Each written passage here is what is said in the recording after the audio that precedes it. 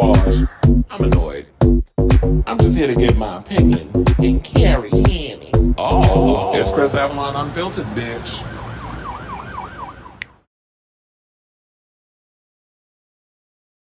Well, hello, everybody. Welcome. Happy Monday. It's your boy, Chris Avalon, and welcome to a brand new episode of Chris Avalon Unfiltered, a show where we basically talk about all the things going on in entertainment news, pop culture, whatever's popping off in the world of entertainment. We talk about it on this here show.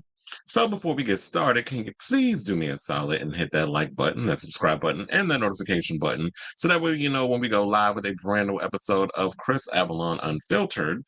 And it is kind of not a lot going on. I did tell you that there was so much stuff going on within the past couple of days. I was going to spill some of the topics over into today's show. So there's a couple of those. Plus, there was some stories because I was digging for some stuff, and I had found some things that we could talk about. Oh wait, I got to get rid of this because I was going. There was an article that I was thinking about doing about Jennifer and Hannaford and Ben with the whole mansion situation. I just didn't care enough, so I deleted that at the last minute.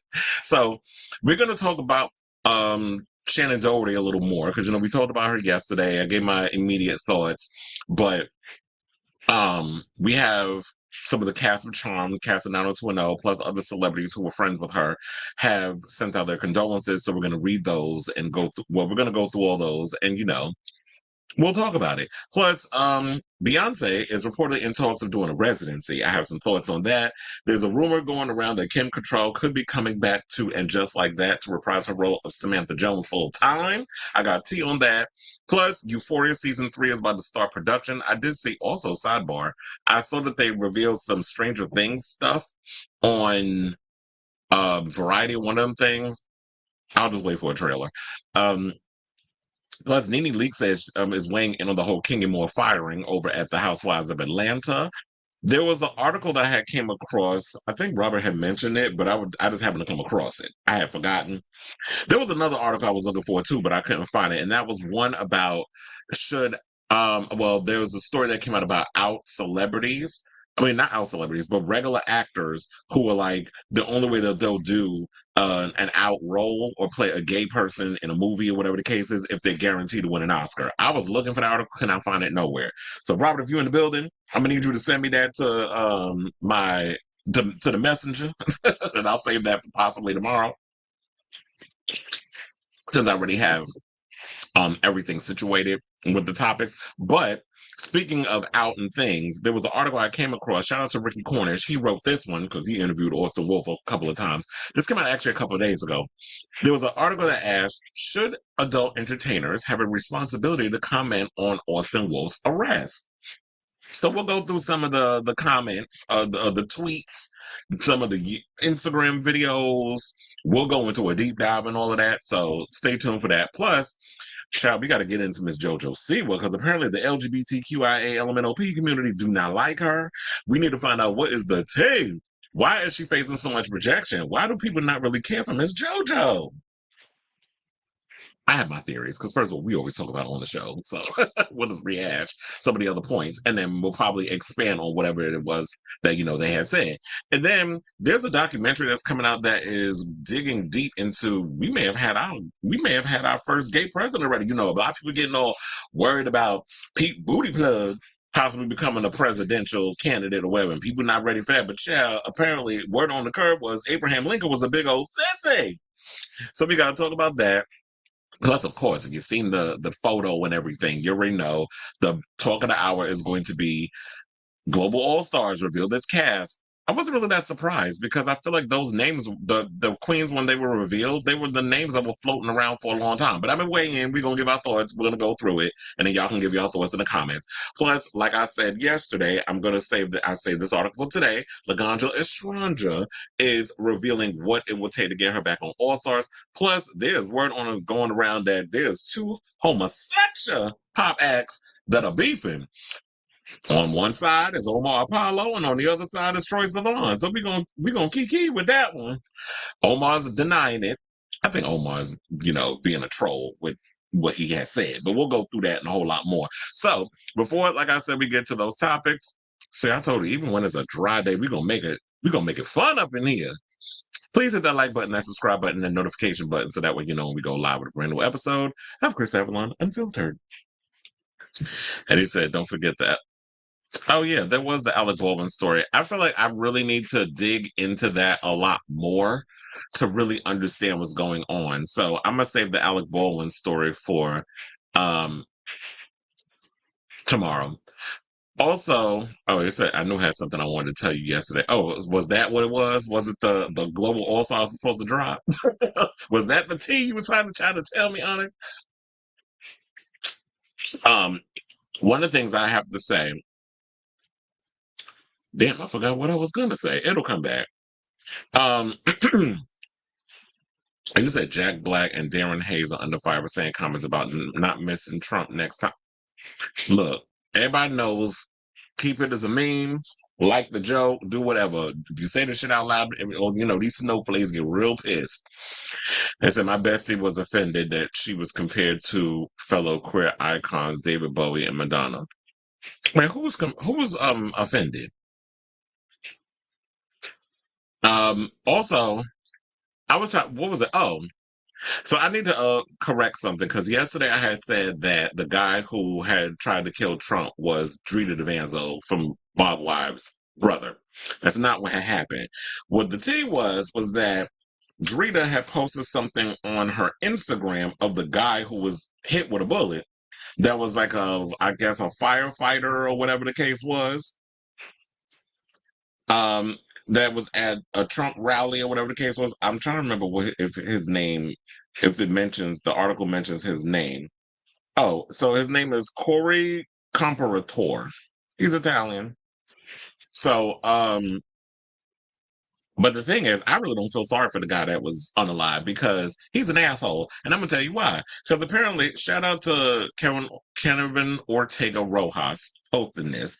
But he posted something on his Instagram talking about the man that was killed. The Trump rally told Palestinians, he said that Palestinians would get over it. What was happening to them over there. Because you already know the stories about how Biden keeps giving money to them people over in Israel to go, and for bombs and all the other stuff, sending it over there to them to go and kill these damn Palestinians because of colonization. But that's the one thing that, our politicians on both sides is good at, taking shit that don't belong to them. So, he said, and they had the screenshots. I should probably pull it up so that way y'all can see it instead of me reading it, because, a lot of y'all don't like the truth unless it's some damn receipts attached to it. So please hold. See, I was not even prepared to this because I wasn't going to initially bring this up. Oh my God. Now I'm coming across Kevin. It's funny. I just mentioned Kevin Ortega Rojas. The first thing pops up, but it's another article talking about 2 gay men killed, their bodies stuffed into suitcases. So it says Albert Alfonso, 62, and his British partner, 71-year-old Paul Longworth, were killed last week in London. Their remains were found in luggage that was left on the Clifton Suspension Bridge in Bristol. What the fuck is going on? And then it said 34-year-old Yastin Andres Mosquera has been arrested. Child. It was a black man went and killed these old white men. And look, we still trying to find out what happened with the black, what's his name? Damn, I done forgot the names. The two black the black guy that was killed found in the shed, and his boyfriend, because I guess they was in a throuple, is missing. So what is going on? This is why I'm sorry. This is why I'm staying single, because I don't trust none of y'all motherfuckers. You're not putting my ass in no damn suitcase. DeAndre Cattrall. I don't know why I can remember his name. And then, the boyfriend, they still looking for him. Julian Morris. He's still missing. But apparently his attorney is out here saying a whole bunch of stuff. But I'm like, but if he's innocent, then why is he hurting? Okay, so let me find the thing and then pull that up. If I can get through Kevin always trying to show his So, it wasn't just one bullet that Trump dodged. He dodged another bullet because the classified documents case was dismissed. I tell you, this man got more lives than a damn cat. But hold on, because I got it. So, yeah, it's this article right here. It said the man killed at Trump rally said Palestinians will get over it. Oh no, that's not it. That was the black trans woman was shot, and then they out here just murdering people, yeah. And then here goes his tweet. He said they'll get over it. The Japanese did. It's like, how you trying to speak for the Japanese? You don't know them. And it's an expert account belonging to the gunshot victim from Trump's rally in Pennsylvania has gone viral on Twitter. The former police chief was very active. I thought he was in the fire department, but they said the former police chief was very active. Well, I know fire department police is like they go hand in hand, was very active in engaging with Republican politicians and other MAGA supporters. And then had another post that said, who is worse, KJP or Jen Psaki? And that's Corinne Jean-Pierre, for those who don't know who KJP is. And then they call her, and he calls her the DEI plant. So he's a fucking racist. So he could burn in hell, right along with, everybody else. Then they said Trump vows that if elected, he will legalize running over bicycles. And then Corey goes and says, deal. Another post, he said, over 1 million people have fled their homes in Gaza, with many following Israeli warnings to evacuate to the south. He says they'll go over it. The Japanese did. And then he says, so what everyone getting into this weekend? And then he posted on July 13th, Trump rally, Butler, Pennsylvania. So he was on his way to go get killed. That's why I keep telling y'all, be careful with the shit you put out in these damn streets, because, it'll come back to you. Don't worry, Trump gonna get his. He thinking, he's thinking right about now that, everything is copacetic, that I could just get away with whatever. But he may, he may not get it on the front end, he may not get it on the back end, but eventually he's gonna pay. And it's gonna come eventually. And it was frustrating that it's just like this man has, literally Teflon Don, as they out here calling him. So yeah. So and that man don't care about you. I don't know why these people out here windmilling so hard for Trump. He wouldn't spit on y'all if it was on fire. And then I seen a friend of mine sent me a video on Twitter of Trump golfing. No Band-Aid, nothing covering up the ear, nothing. It's just regular, like nothing happened. And I guess it was at Mar-a-Lago because somebody was shooting the video from the window. So this is why a lot of people out here are side-eyeing this whole situation and saying, this is a hoax. Like nobody's buying into the fact that this is not something this is something that is, that y'all staged this, that is looking very Wag the Dog. If y'all seen that movie, you know what I'm talking about. So, but anyway, let's get into our first topic, which is Shannen Doherty. So I do want to pull up this picture because, Sarah Michelle Gellar has basically given her thoughts on the whole situation. She's one of the many, but I wanted to actually pull up her photo because it was like, and I didn't know they were friends for like 30 years. So yeah, this is off her Instagram. So we'll leave that there as the backdrop. So, Shannen Doherty passed away on Saturday at 53. And she's being remembered across Hollywood with emotional tributes. So her publicist, as I reiterated yesterday, said, it is with heavy heart that I confirm the passing of actress Shannen Doherty. That's what Leslie Sloan said in a statement. Now, the actor passed on July 13th from cancer. After many years of fighting the disease, Doherty was diagnosed with breast cancer in 2015 and went into remission in 2017. In 2020, she said that it had come back, but as stage 4. Which we all know is like, that's when it's bad. That's like, you can't even come back from it. So, a lot of people jumped on social media and gave their thoughts on the whole thing. One would be her TV twin, Jason Priestley, who said who said the following. He says, shocked and saddened to hear about the passing of my friend Shannen. She was a force of nature, and I will miss her, sending love and light to her family in this very dark time. Brian Austin Green went and posted, Shan, my sister, you loved me through everything. You were a big part of my understanding of love. I will miss you more than I know how to process right now. Thank you for the gift of you, with 2 broken heart emojis. Then we had, from 90210, Andrea Gabrielle Carteris, who wrote, so young, so sad, man, you R.I.P. Shannen. I know Luke is there with open arms to love you. And I said that yesterday. I was like, you know what? You know that these two are down at the Peach Pit. having their little milkshakes. As they say, it brings all the boys to the yard, right? Then we have Carol Potter, who played her mother on the show, 90210, who says, shocked and saddened by news of Shannen Doherty's death. What a journey she has been on, gone too soon. Throughout, she stayed true to herself and gave us an example of courage and perseverance in facing her own death. May she rest in peace. So, and then, of course, so now, with that being said, it was good to see that a lot of the people from Beverly Hills 90210 came out and showed their love and appreciation and condolence for her. So it just makes you realize that, all those things, and yeah, maybe when she did have issues with people and stuff back in those days, that it could have been, you know, just a situation that she was just frustrated with, because when people go around and sit and say, oh, she was difficult to work with, all this other stuff, it's like, what I want to understand is that, okay, so when she was behaving that way, then maybe there was a reason why she was doing all of that. Maybe y'all would just, a lot of you men behind the scenes are just being assholes. And she decided to speak on it. So I should also point out, Jenny Garth came out and said something as well. And so she said the following, because I don't want to forget about her. Because remember, at one point, speaking of beefs, they were notorious for having like butting heads or whatever the case was when they were on the show together.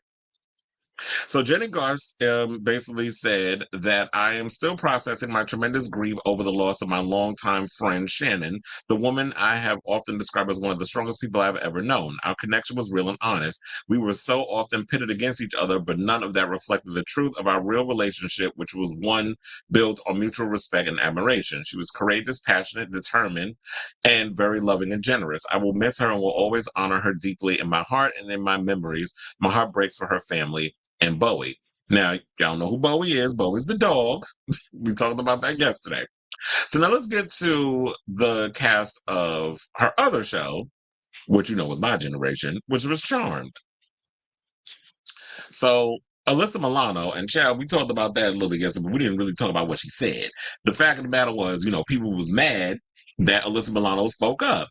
And I'm like, damn it, she doesn't. Damn it, she doesn't. Even regardless of what their relationship was on the show, they would kind of, I guess, be combative, and there was going to be, I would still, in my heart of hearts, genuinely speak out.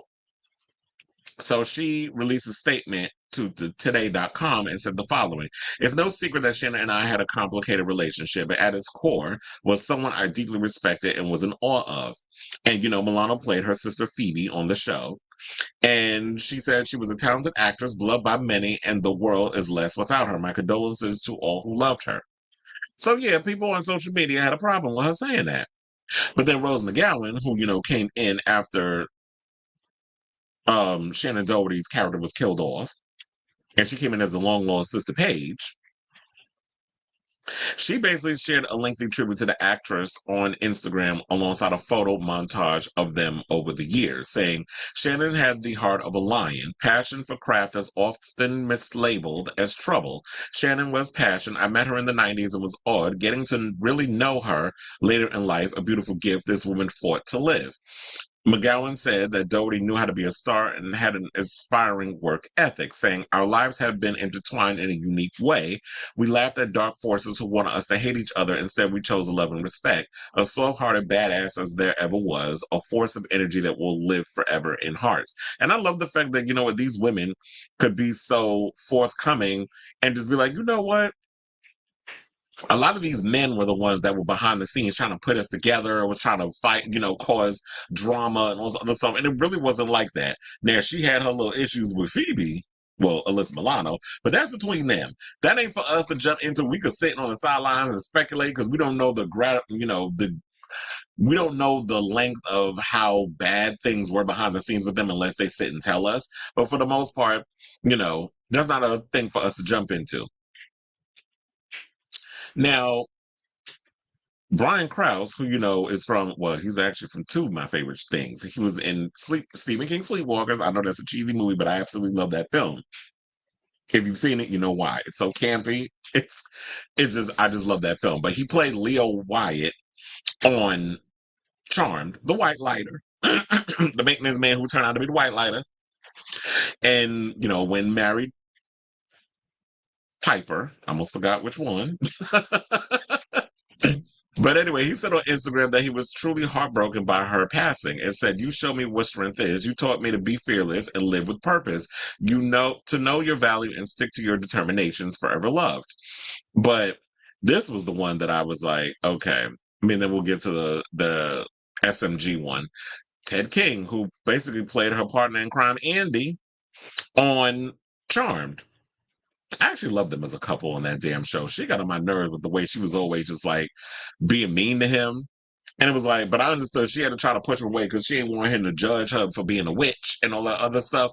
But I really genuinely loved the relationship that she had, that Prue and Leo had on the show. So he said, "We created a special television couple for the ages. My heart goes out to your family. Rest in peace. Shannen, rest in peace. Shannen Doherty, hashtag Andy and Prue, hashtag Charm."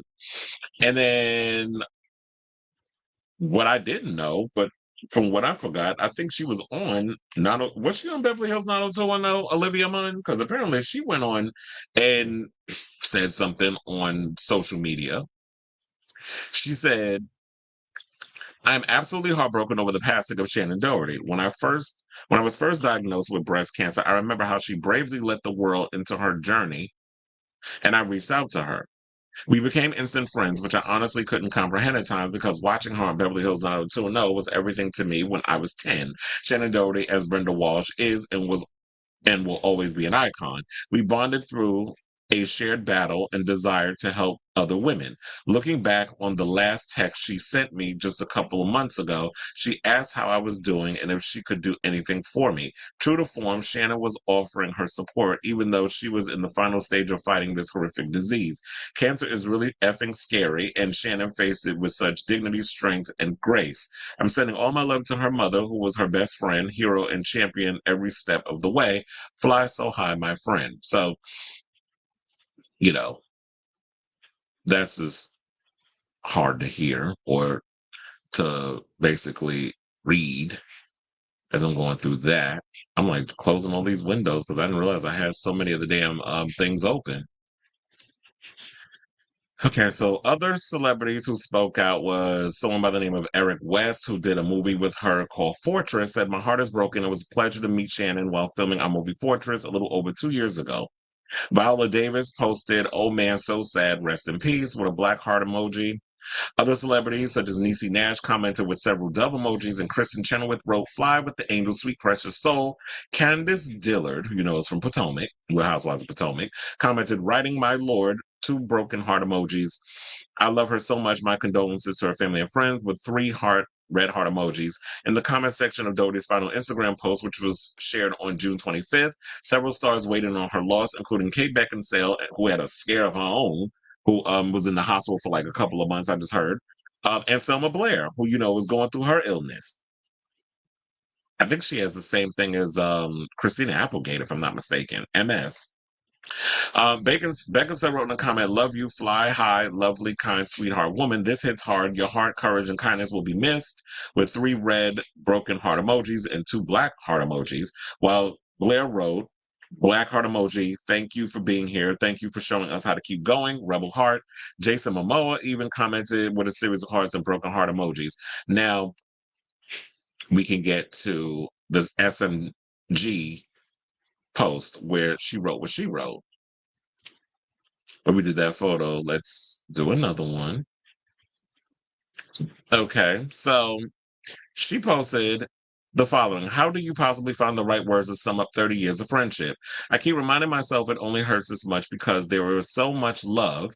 Thank you for all your kind words and support. I love all the messages about how at the Shando," that's what she goes by on Instagram, "was important to you. So let's honor her. More than anything, Shan loves animals, especially dogs. In our memory, let's support our favorite animal charities, whether that's donating money, stopping by your local shelter, or just offering cuddles and walks to animals housed there, or even just tagging them in the comments so other people can learn about their work. I know that would make our girl happy, an illicit and deep throaty laugh we all love. And she had 3 broken heart emojis. And the thing I didn't know about their relationship was that Sarah revealed that they even quarantined together, as in Shannen Doherty came over and quarantined with her, along with her husband, Freddie Prinze Jr., and their 2 kids, Charlotte and Rocky, who is 14. Charlotte's 14 and Rocky is 11. And yeah, they all quarantined together. So it was like, hearing about that, I was like, I had no idea that they actually, you know, had that kind of a friendship. Like, I know, like, Sarah Michelle Gellar knows a lot of people. You know, a lot of people know each other in the industry, and they all kind of fall in the same circle because Sarah Michelle Gellar and Shannen are child actors, and they kind of came up in the same circle together. Even though, yeah, Shannen is older than Sarah, but when you're acting and when you're following in those same circles, you're going to run into each other, especially because they both were at the WB/CW at the time. So yeah, they were. And then when you do all those press junkets and stuff, you're going to run into each other.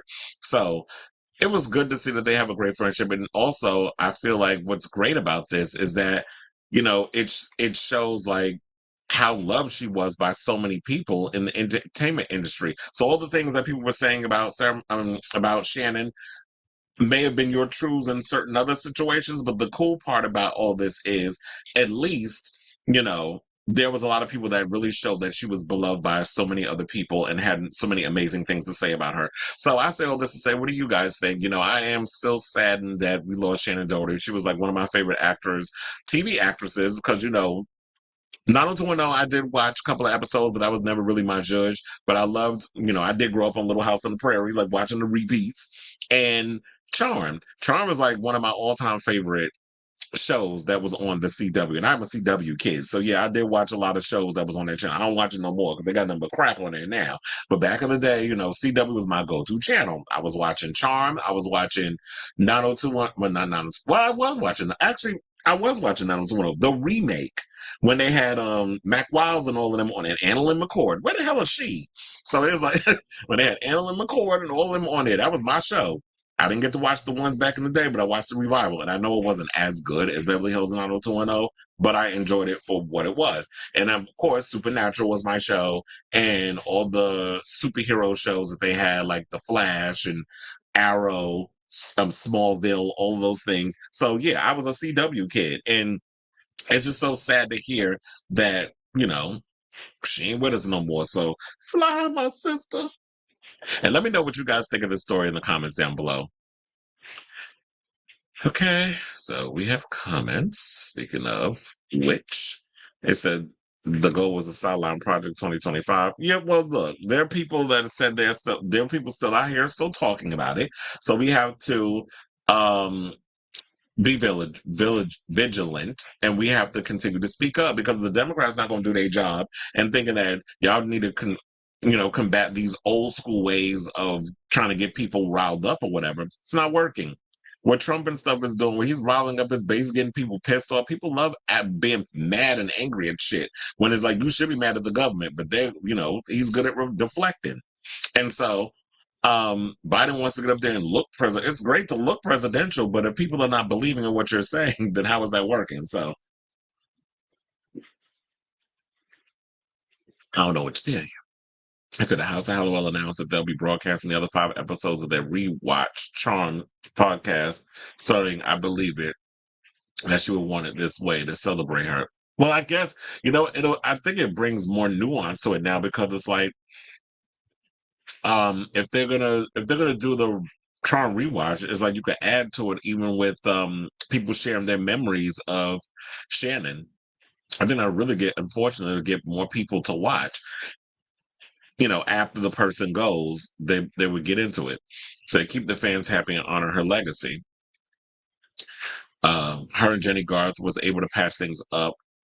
Where, to me, Alyssa and her couldn't. That to me shows Shannen couldn't, because Alyssa was able to admit she was wrong for having her fired.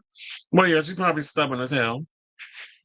Love those cheesy films because everybody knows it's not a good movie, but they're on the joke, like Sleepwalkers, Auntie Lee's Meat Pies. not Auntie Me's meat pies. I remember that.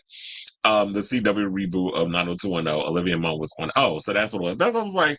I could have sworn I knew that there was something that she was on, but I couldn't remember if I was like, was it the original or was it the remake? Because I remember seeing Olivia Munn on one of them shows. Well, look, one of the things I have to say, speaking of, since we talk about Aaron Spelling, I'm really looking forward to the reboot of Melrose Place.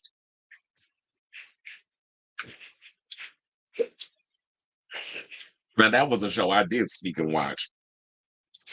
And remember when it was like a big deal about, what's his name? Was it Doug Savant? No, I don't know if it was. What, the one that went on Desperate Housewives, he played the gay guy? Who was the actor that played it? Was it Doug Savant? And then they were trying to make a big deal about, oh, they're going to do the gay kiss. So he leans into the guy. And then you got nosy ass Andrew Shue, non-acting, horrible acting ass, looking out the window. And then they cut away at the kiss. I'm like, child, we have come a long way. So when y'all be talking about woke and all this other crap, it's like, growing up, we didn't even have, we were just clamoring to see any kind of representation of us on TV.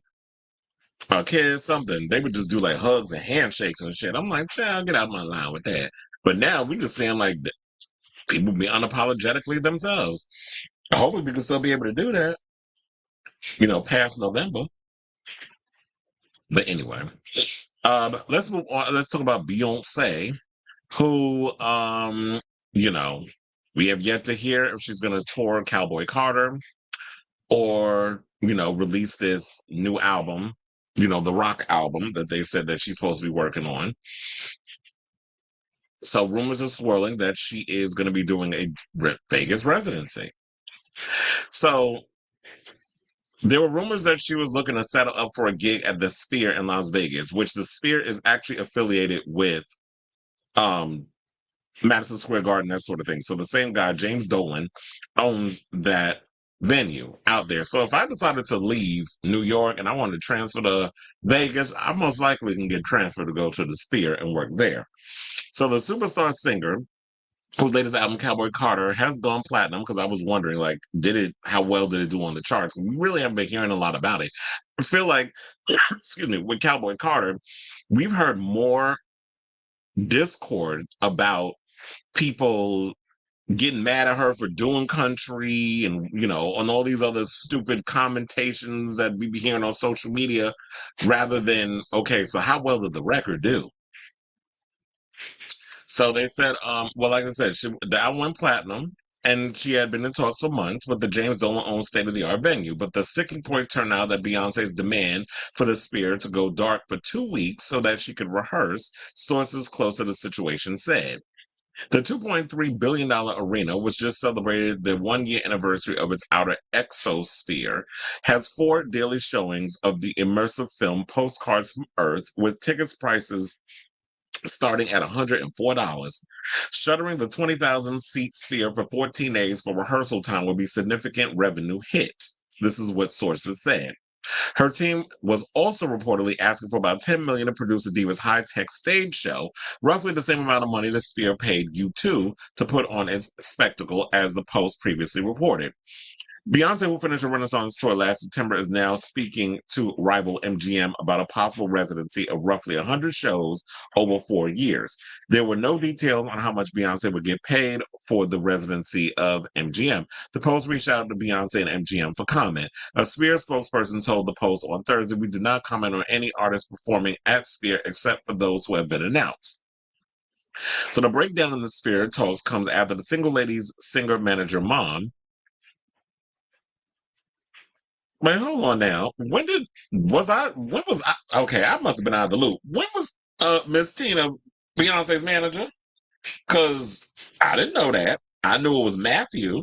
And I thought after, the whole hubbub with him laying it low and spreading it wide with somebody else other than Tina Gucci, that she went and got her another manager. I don't know why you got Jay-Z managing your career. But I get it. You got to keep it in the family. But I didn't know that Tina was managing. So, okay. So it said that The breakdown of the Sphere comes after the single lady singer managers Montana Knowles, as well as Bey's husband Jay-Z, took separate tours of the Sphere last year, as the Post exclusively reported.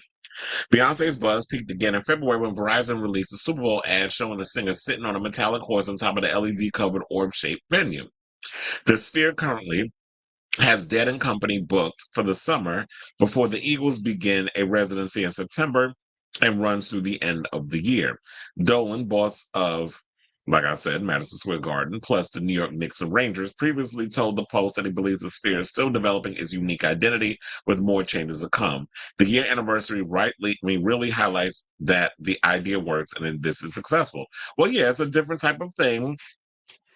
I remember when I first did my orientation and stuff, I got like a whole look of the Sphere and what it was all about and all that stuff. And I was like, well, that does look like a really cool place to be. And I know it would be groundbreaking to have Beyonce do that because I feel like at this point, this is what a lot of legacy acts are doing. People are getting mad at them signing up and doing residencies, but I'm like, why the heck not? I mean, it's grueling having to travel to different parts of the world, different time zones, the effect that it takes on your body physically, mentally, emotionally, how celebrities end up sick. Why not just get paid a shit ton of money to do my body of work plus some other new stuff? You know, Beyonce is not going to give you the same show, unlike some pop acts. Beyonce actually going to get up there and she gives you different visuals. She gives you different looks. She gives you, you know, something more substantial.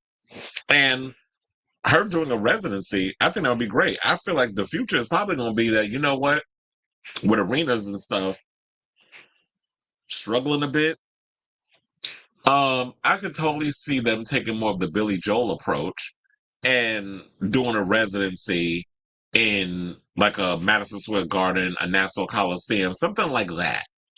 I could definitely see them taking that opportunity to do something like that. And why not? Like, I feel like at this point, it's like, who wants to keep traveling? That shit is grueling and annoying. And you wouldn't want to do that for the until you're like in your 50s, 60s, 70s, or whatever. I would rather just continue to do that way. So shout out to you, Beyonce, that you want to be up out here and stuff doing a residency.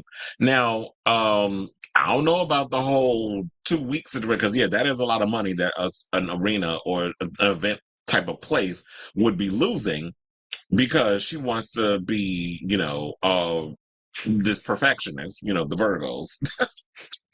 We love being a perfectionist and we have to make sure every I's dotted, T is crossed and everything is perfect.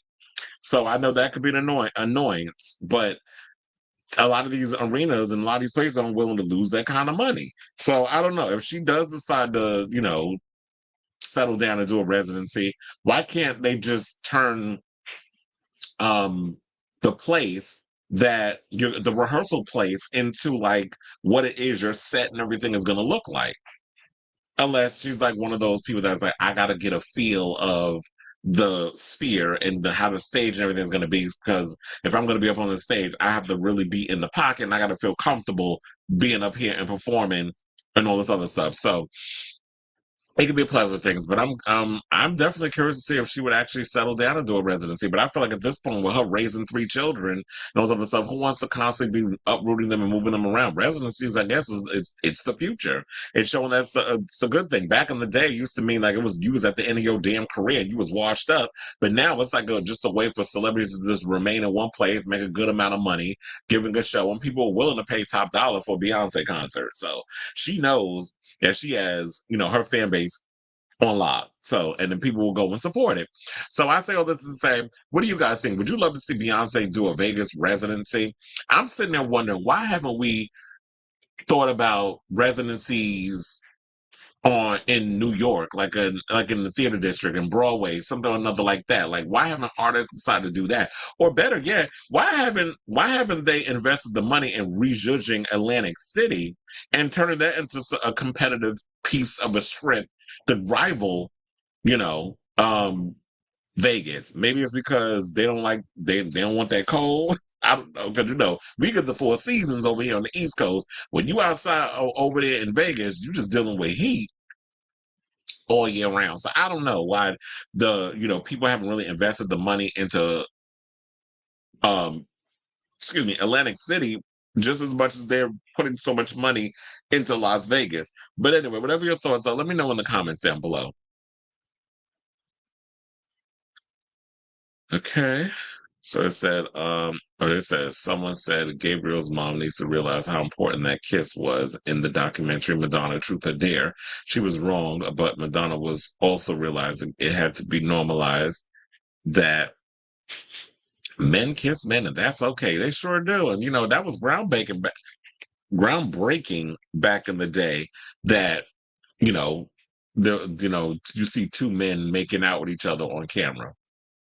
The new Cowboy Carter vinyl release with the full track list helped it go back to the top 10. So that's what it is too, is that I've noticed like a lot of people love that whole vinyl situation where they throw it's the whole vinyl thing that helps secure these them on the charts. Because I've noticed that everybody's releasing vinyl now. Beyonce is young, but Katie, Gaga, Clarkson, Britney, and Xtina all did residencies long before she did. Yeah.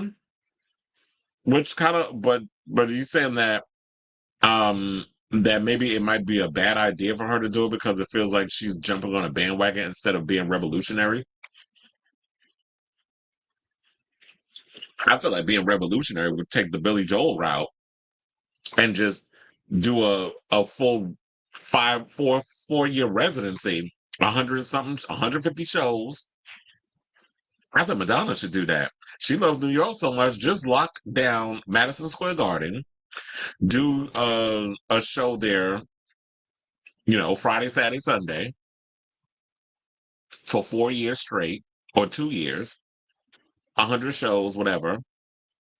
You work out the math for how much money, and you can lock that in. Billy Joel's been doing that and selling out, doing a whole 360 sellout for I don't know how many years he's been doing it, but um. Well, if you're elected, like take the chance and do something like that, just lock down a whole arena and just do a residency that way instead of, Vegas, because it seems like everybody's doing Vegas. And they're all younger than her. After the Rock album, Bay is definitely going to get legacy artist treatment, especially if Taylor is going to break that Grammy record. If Bay wanted to be revolutionary, she would do a residency in Houston. Her home city is big enough to lose. She ain't doing no damn Texas. I mean, she'll talk about Texas. She'll say that's where she's from. That's like J-Lo going back to the Bronx. She'll mention it, but she ain't going back there unless, you know, she could, it could be like a photo op, a video shoot, whatever the case is. Yeah, if you definitely want to bring up the revenue, but I don't know, Texas, y'all, I be sign-eyeing y'all, especially, with Abbott and the foolishness that he be doing out there. So, with the politics and stuff going on there, I don't know if I'm 110% support it. But anyway, let's move on and let's talk about Kim Cattrall, who there is rumors going on that she could be coming back to And Just Like That season 3. And you want to know something? I hope it's true. Because if it is, then I feel like it will definitely get me back into watching the show. Because I've been watching Sex and the City. I'm currently on season 4. Like, I've been rewatching Sex and the City. So as production on the 3rd season of Sex and the City sequel And Just Like That is well underway, rumors are swirling that Kim Cattrall may be returning to the show full time. Now, shout out to Elle magazine for this tea. So if they're saying something like this, and Elle's a legit magazine, that's a fashion magazine. So there's got to be some truth to this story. Now, it is widely believed, following the success of her cameo in the 2nd season, that Cattrall has signed on to reprise her role as Samantha Jones for the prequel's 3rd outing, which is currently filming in and around New York City. And they are, because I have seen them shooting the new season. Since they paved the way for Samantha to come back, it's assumed that they've done a deal with Kim and they're just waiting for the right time to announce it, an insider told Life and Style on July 10th. The word is that she'll get to do all her scenes in London.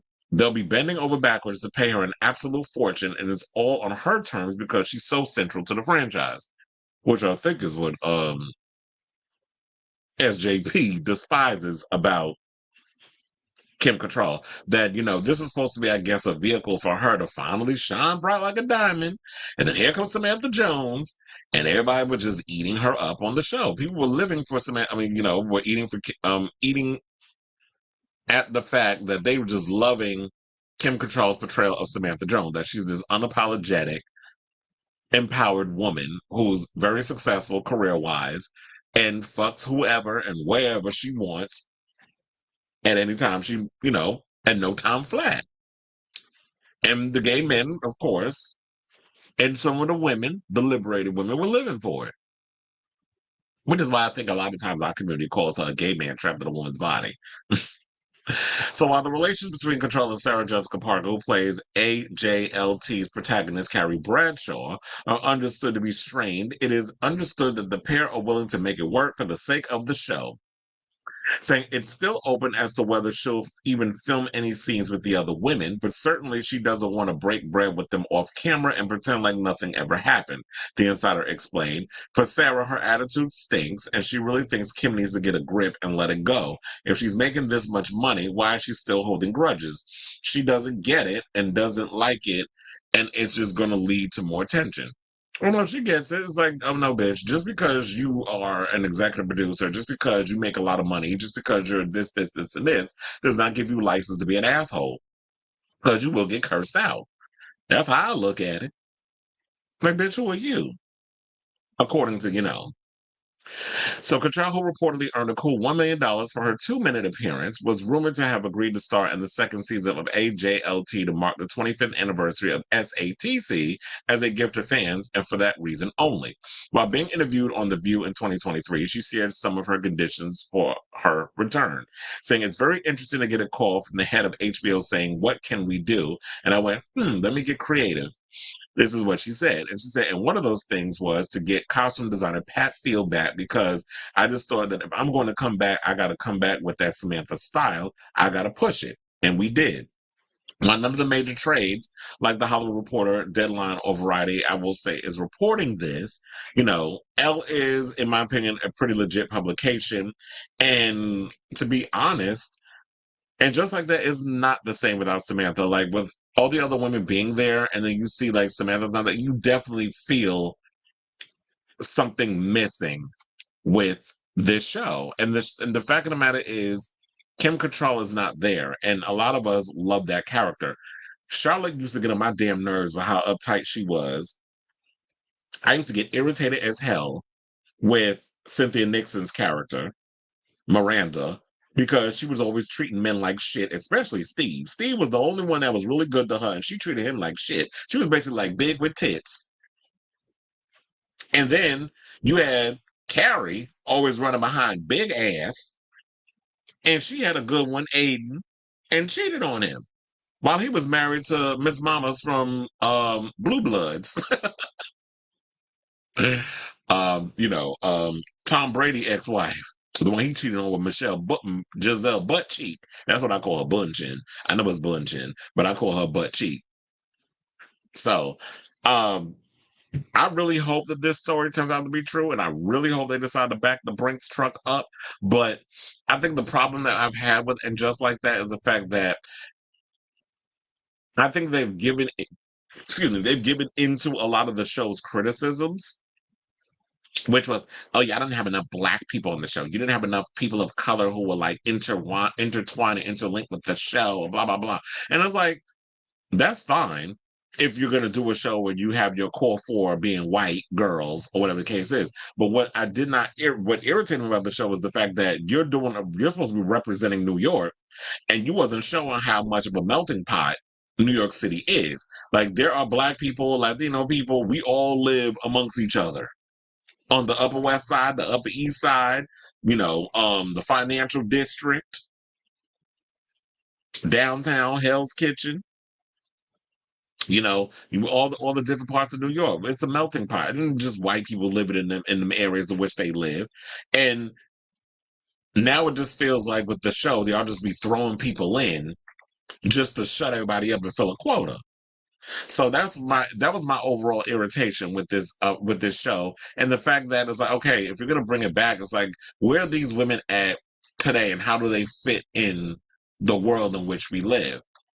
We can't do this whole thing of just like everybody got to walk on eggshells because we don't want to offend people. We got to check every box. We got to do all this. That's when people come up with all that, the woke BS when they always like to use that word and weaponize it as a way to come at us. So I actually hope that they find a way to bring her back. I really hope that they back up the Brinks truck and persuade Kim to come back, because you know what? She's done other shows.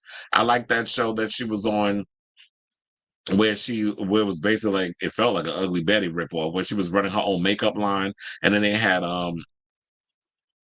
Miss Benny was on there as the lead, who just came out as trans, and I think at the end of the season, and then in real life, they also came out as trans. So I do like that show, and then the guy that played her son was hot. So that show got canceled on Netflix after one season. So look, Sex and the City, the fans wanted, just come back for the fans. You ain't gotta interact with Sarah Michelle Gellar and the rest of them that be sitting there kissing her ass to be her friend or whatever. It's just like, you go and you do your job, you get your coins, you go home. You don't got to break bread with them. You ain't got to go out to dinner. You don't have to sit next to them and hang out, whatever. It is whatever we got to do our scenes. Let's do our scenes. We got those group scenes, where they got to actually sit at the restaurant and they have their little conversations or whatever. Or they'll find a way to make it work for her to come on to the show. So I hope it happens. I hope they make it work. Because we definitely need Samantha to say this damn show. Because I told y'all, I'm going to give y'all one more damn season. If this season is a mess, I am truly and well and truly done with it, just like that. And I will just stick with Sex in the City.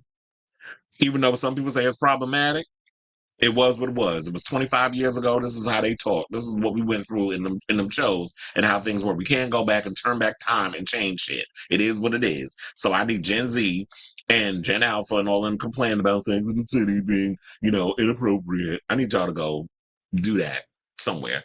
So anyway, I feel, let's say, what do y'all think of this story? Would you like to see Kim Cattrall come back to Sex in the City sequel and just like that?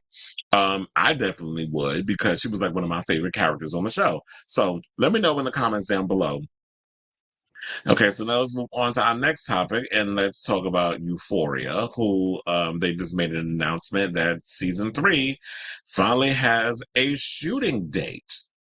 And to be honest, as much as I loved Euphoria, I can't remember how long it's been off. And I think that's kind of been my issue with HBO. Y'all take way too long when it comes to shooting your shows for y'all to come back. That was my issue that I had with House of the Dragon. Y'all took 2 years to film this current season that's airing.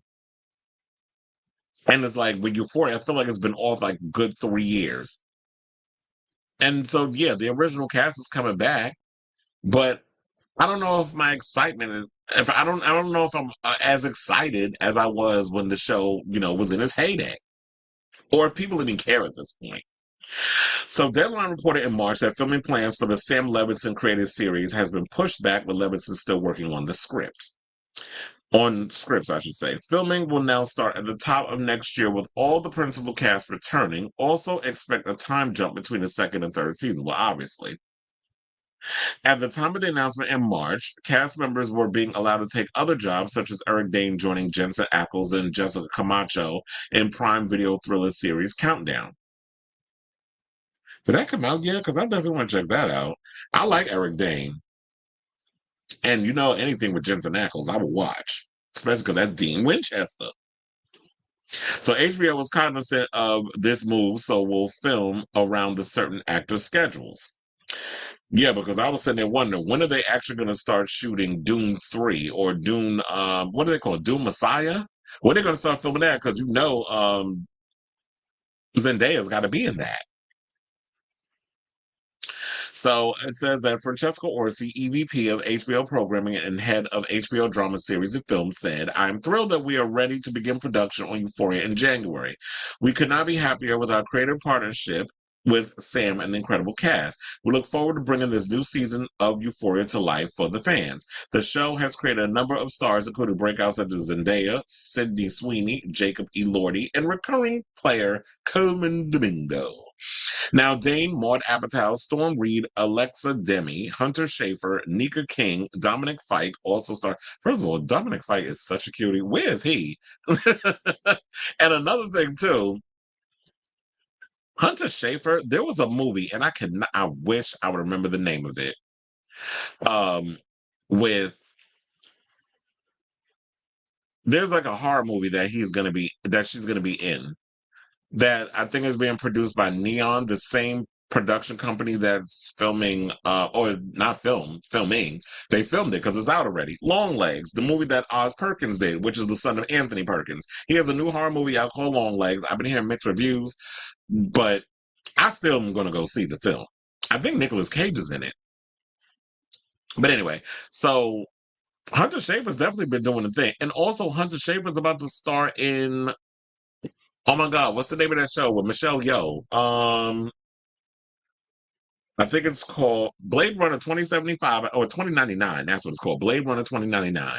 So she's supposed to be starring in that. So a lot of the actors are really busy. So I'm thinking at this point, do they really need to come back to Euphoria? But then again, it is a check. So I'm not going to turn down a check.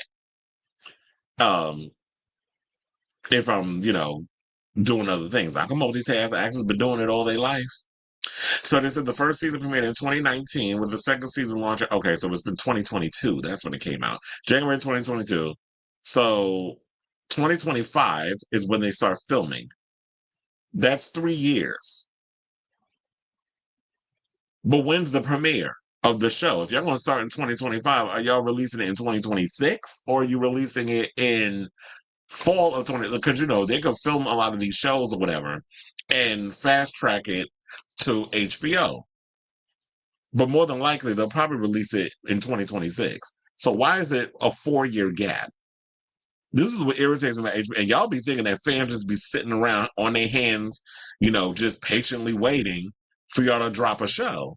And it's like, these days, the way that people's mindsets are and how our attention spans are, it's like out of sight, out of mind. A lot of us move on to the next thing. And then also, Angus Cloud is no longer with us. And Fezco was one of my favorite characters on that show.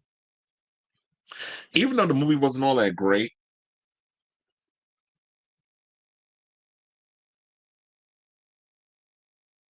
hold on, because I gotta text this person something really quick. It's a job thing.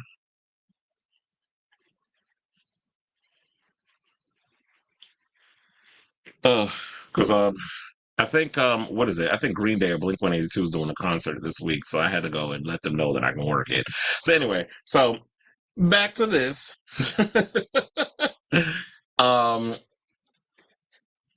They said that Levinson described season 3 as a film noir that teased that Zendaya's character will be a recovering addict, would explore what it means to be an individual with principles in a corrupt world. Euphoria is set in a fictional town of East Highland, California, who seek hope while balancing the strains of love, loss, and addiction. The series is based on an Israeli show of the same name created by Ron Leshem and Daphne Levin. Well, I had no idea that Euphoria was based on another show from another country. But that seems to be always the case when it comes to a lot of shows that we tend to, watch, that they always seem to be based on some foreign film or a foreign TV show, whatever the case is, and America decides to remake it. I actually thought Euphoria was an original idea. Crazy me, right? Because nothing original apparently comes from the United States. But anyway, like I said before, I like a lot of the characters and stuff, but I just feel like that my overall excitement for Euphoria has kind of waned. It's kind of like Stranger Things. Like they just gave us an inside look at what we could expect from the fifth and final season, and I was like, okay, like I'm not that impressed. They revealed 3 new actors that are going to be on the show. That I guess is, I was just like, okay, unless I just don't care at this point. I don't want to see pictures. I don't want to see a mic hanging over somebody's head while they're hovering and looking at a desk over at something. I want to at least show me a trailer, show me something. Like I need to feel excited. So that's the only way I feel like Euphoria is going to get me excited again. Same way with Stranger Things. I need to see a trailer. I need to see something so that way it's like, okay, I know what's coming. I don't care about, well, this is what we're planning on doing. It's just like, that's boring to me. So And then I could just look at Jacob Elordi with no clothes on all day.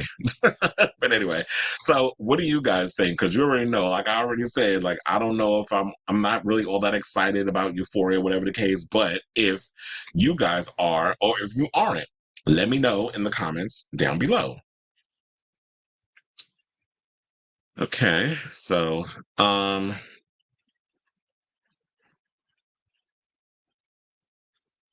said I was 14, about to enter my freshman year when the first season came out, 17 when season 2 came out, and I'm going to be 20 when they film it. Chill.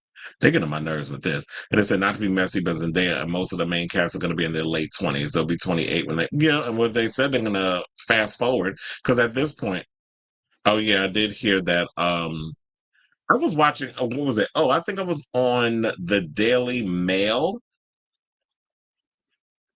Let me go to them real quick. Where they said that Trump was announcing, yeah, JD Vance. I knew he was picking him because, and this is what gave it away. They said that JD Vance was being picked because there was extra secret service outside his house. So they basically went to him and was like, and JD Vance is hella problematic. So y'all really don't want, if you don't want Trump to be president, you don't want that idiot to be the vice president. It's like, what the hell? I feel like I'm in the damn Twilight Zone. So yeah, that was, I had heard about that he was going to be the choice because, like I said, I went on the Daily Mail earlier and I saw that there was a lot of Secret Service with no license plates on the vehicles um, parked outside of his house. So that was basically, the olive branch, the invitation. I hope so too. I said I hope so. I hope season 3 is the final season. The show had a good run, but I don't see it being like Degrassi. Yeah, because and I think the problem with that is the actors on the show have become bigger than the show, and I also think that they take too long through seasons. So it's like, okay, so when you finally release season 3, how long y'all gonna take between season 3 and 4? So I feel like um y'all take too long when it comes to filming these shows or whatever. So at this point, I don't care. Move on. Film this season. Let it be the last. Jacob Elordi had me so good. Okay. Well, I don't think they'll do that. They'll probably, they'll do that like on SNL or one of them type of things. But as far as like the show, they won't do that. Yeah, trash.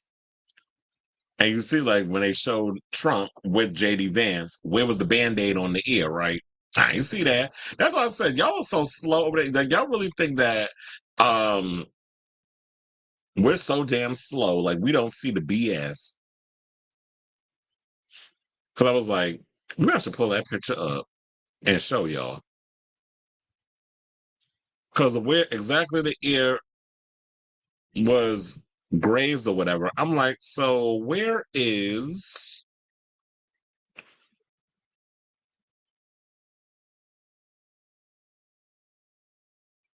I was like, where is the cut?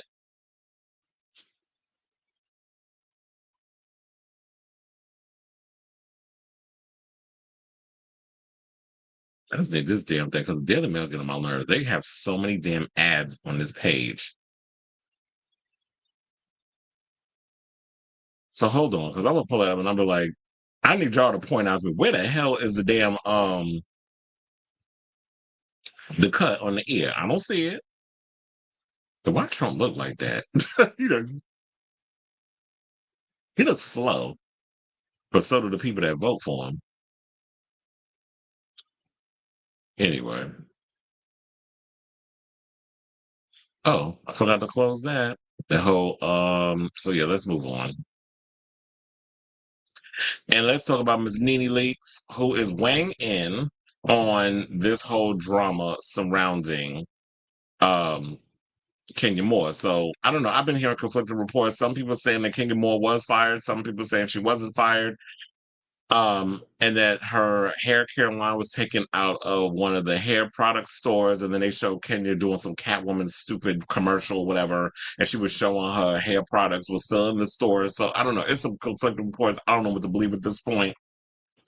We did hear that they're looking to bring Phaedra back to the show because quiet as it's kept, I do not think Portia can get everybody excited and into watching this show. I just don't think people are as excited for with just her trying to be the carrier of this entire franchise. I don't think she can carry the whole franchise on her back. And with all the drama with her and Simon, y'all are getting my damn root canal nerd. So Nene has weighed in, and I think she did a recent interview and she gave her thoughts. So this is what she told E! News. So the Real Housewives of Atlanta alum Nene Leakes is not shocked by Kenya Moore's recent exit from the Bravo reality series following the latter's sex poster scandal. Saying, I don't know if I was surprised. This is what she told E! News on Friday. She said, I know that over the years, Kenya has always pushed the envelope a little bit. Leakes, who appeared on RHOA from season 1 in 2008 to season 12 in 2020, went on and said, listen, those girls do a lot of things. I don't think I'm surprised at all. Though the ex-Bravo celebrity has engaged in her fair share of cast feud, she says that she is in touch with more current stars Portia Williams and Drew Sidora and fellow alums Phaedra Parks, Sheree Whitfield, and Marlo Hampton. She said, we're not talking every day, Leakes told the outlet, but when we see each other, there's no beef. There's no hard feelings. Actually, we just laugh about it. Well, I could definitely see that. You know what? It's like the show was what it was. Like we done moved on, we grown, we don't get all caught up in the BS with all of that mess. She actually was also asked if she thinks that Phaedra should make a comeback to the Real Housewives of Atlanta. Because, she's over at Married to Medicine. I don't know why she's over at Married to Medicine. She is not married to Medicine. She's not affiliated. I mean, yeah, they try to make it like, oh, she was good friends with Quad and she know a couple of the girls and stuff over there. But for the most part, Phaedra came across like a fish out of water. I just felt like she really just didn't gel or belong over there with them. She's more suited for the Real Housewives of Atlanta. But I guess what it is that Bravo felt that they needed to get her back by any means necessary, and so they just stuck her on any old show. But now that Candy's gone, because Candy and Phaedra do not get along, she's just like, you know what? Now that she's gone, now y'all can back up the Brinks trouble and get Phaedra to go over there. So she said Housewives is where the viewers know her from, and to me, if she was going to be on any platform, it should be on the Housewives platform, not Married to Medicine. I think Phaedra will be a good addition again. Now, Page Six broke the news last month that Moore had been suspended indefinitely. That's not necessarily true. So for Page Six to sit there and tell that lie, that's not true. Actually, B. Scott spilled the tea. I just love how white media loves stealing from black content creators and will sit and try to get credit. Don't do that.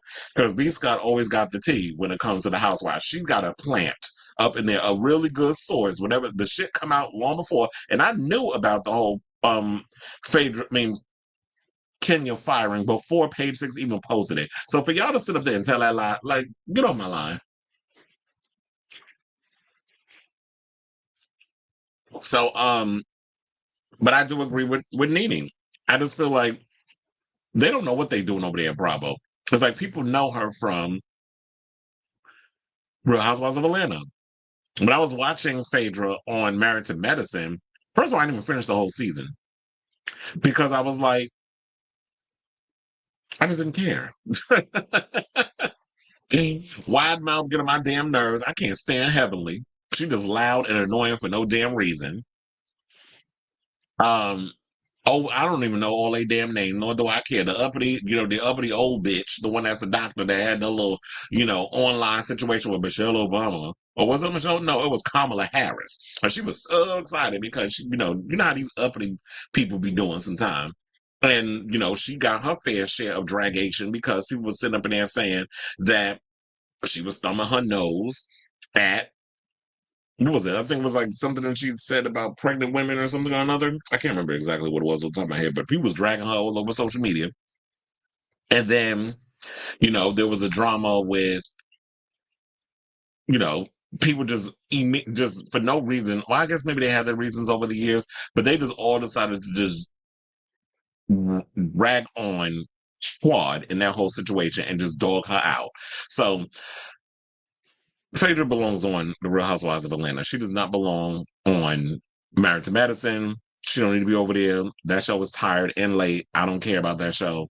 I just only watched it, to be honest, for Phaedra. But for the most part, like after a while, I was just like, okay, Phaedra, you're not really bringing it to the show. So hopefully she goes back because that'll be familiar territory. She knows a couple of the girls over there. Like she's good with Portia. They're freaking frack. So them getting back together and joining forces and stuff, that would be cool. But we'll see how it all turns out when the new season airs, whenever it airs, probably in November, because don't they usually air in November? So I sort of say, what do you think? Are y'all here for Nene's comments? Quiet as it's kept. I would love for Nene to come back to the Real Housewives of Atlanta, but because of what she said to Andy Cohen and Bravo, and even though the lawsuit has been tossed and whatever the case is, I still feel like there's some hard feelings, some grudges. They doing to her like they doing Gia Gunn and all of them over there. Like she ain't, all that shit you done said, the production, all this other stuff. It's like, oh yeah, no hard feelings, but hard feelings. Like we're not going to give you a moment to come back and make money off of us because you made these crazy allegations. You said these hurtful things, even if they are true. The powers that be don't like when you hold up a mirror to their face and tell them about themselves. So I would like to see her come back. I don't think Nene's coming back, but I definitely feel like Phaedra needs to go back to Real Housewives of Atlanta because that network and that franchise needs to damn saving. Because if y'all don't get it together this season, I think RHOA is done. So anyway, let me know what y'all think in the comments down below. All right, so now let's get into this topic. This should be a juicy one. Where we could talk about Austin Wolf, which I could have sworn I had. Oh yeah, I do. I was like, wait a minute, didn't I have his picture up? Sure did. His Instagram is still up. I don't think that's going anywhere. So I came across this article over on pride.com, and it was written by none other than Ricky Cornish, who has interviewed Austin Wolf quite a few times, especially when he has, been on the red carpet at the gay VNs. So I was actually, happy to see that Ricky Cornish, has got on social media and has written an article about one of the people that he has interviewed a multitude of times. And basically, the story is basically asking, do adult entertainers have a responsibility to comment on Austin Wolf's arrest? Because, there have been many stars who are speaking out against him, but others are staying completely silent. And should people be out here dragging those who are being silent over this situation? Now, and I have seen that on social media where there have been certain ones that have called out certain people, LeGrand Wolf, you're next, or this one, or that one, or, oh, look into this person. They do so, just throwing names out there with no actual evidence that they've been doing some things like what Austin Wolf has been accused of doing. And not just accused, well, I guess it is an accusation because the legalities, all that stuff was put out there. We read it. We went through the whole citation. We broke it down. There was people in the comments on, that was dogging him out. There was people that was out there windmilling for him, trying to say he's one of the best porn stars alive or whatever. Okay, that's your prerogative. That's your belief. But now I'm side-eyeing you because I wonder what kind of content you got in your house and on your hard drive. So the article says the following. Late last month, popular adult entertainer Austin Wolf was arrested on charges of CP. Since news broke, many of his former fans and longtime critics have reached out to his frequent collaborators asking them to speak out against Wolf and his alleged criminal activity. One glance at social media and you'll find many people calling out Wolf for the type of content he's created throughout his career, which typically shows him on camera filming S videos with younger porn stars. While it says many popular content creators haven't said anything in relation to Wolf's case, as it appears that'll stay the same until Wolf's court date or possibly forever. That begs the question, is it even necessary for these adult performers to say anything? Do they have a responsibility to publicly rebuke him? That's a question that many in Wolf's orbit are likely wrestling with now. So one of the tweets, they said, Jason Luna, who was a longtime friend and collaborator of Wolf's, who mentioned that many people have stayed silent since they are in shock themselves, saying most of us are silent because they're having a really difficult time processing what just happened. And I remember I did read this to y'all the last time, but people were going in on him. So one person put, please do not be silent. CP is not something you need to process. It's something you need to condemn and address immediately. The content with that man must be erased from Earth ASAP. Another person put, Viking Muscle put, what is difficult to process? None of this was a shock to anyone. Another person put, it's not hard to process when a bestie gets caught being a monster, but take your time. Either way, you know that you'll have a safe space here for when you're ready to talk about the situation. Another person put, processing LOL equals I'm cracked out during NYC Pride and I'll process this next week.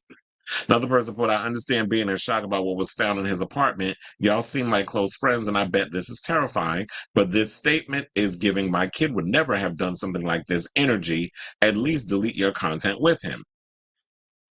So that was just a couple of the people that commented on Jason Luna's tweet. I should also say, so now Josh Moore pointed out that a ton of models in the industry were getting scary messages and threats for having minimal connection with Wolf, which he believes isn't fair. So there was an article on that. Oh, wait, no, it was a tweet. So he says, now apparently everyone who ever came into contact with AW is to blame. And had a crying emoji. Well, laugh and crying emoji. Effing gays, I just can't with any of you. So another person by the name of Trophy Muscle put, I really don't get the finger pointing. I bear no responsibility or gift or guilt over a stranger's pedophilia. Then he went and posted, right, it took an undercover operation by the FBI to get to him, but somehow I was supposed to know about it because he does corn with twinks. Also, the defendant has barely been indicted, yet the pitchforks are all out and the online lynching is in full circle. So, a lot of people agree with him. So some people also said in the comments, why didn't anyone use their X-Men psychic powers to call out his personal life? All corn stars are BFs and hang out all the time, right? Meanwhile, these people scramble to unfollow him and hope no one remembers them JO to his videos before they got high and mighty. They've got a point. So,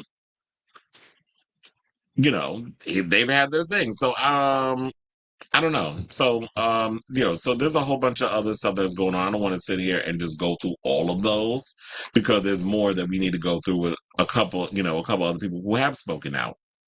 So one of them being Timothy Champagne and Harley Xavier. They spoke out on their Instagram. Well, actually, I think it was they did a joint statement on Timothy Champagne's Instagram. They were together when they did it.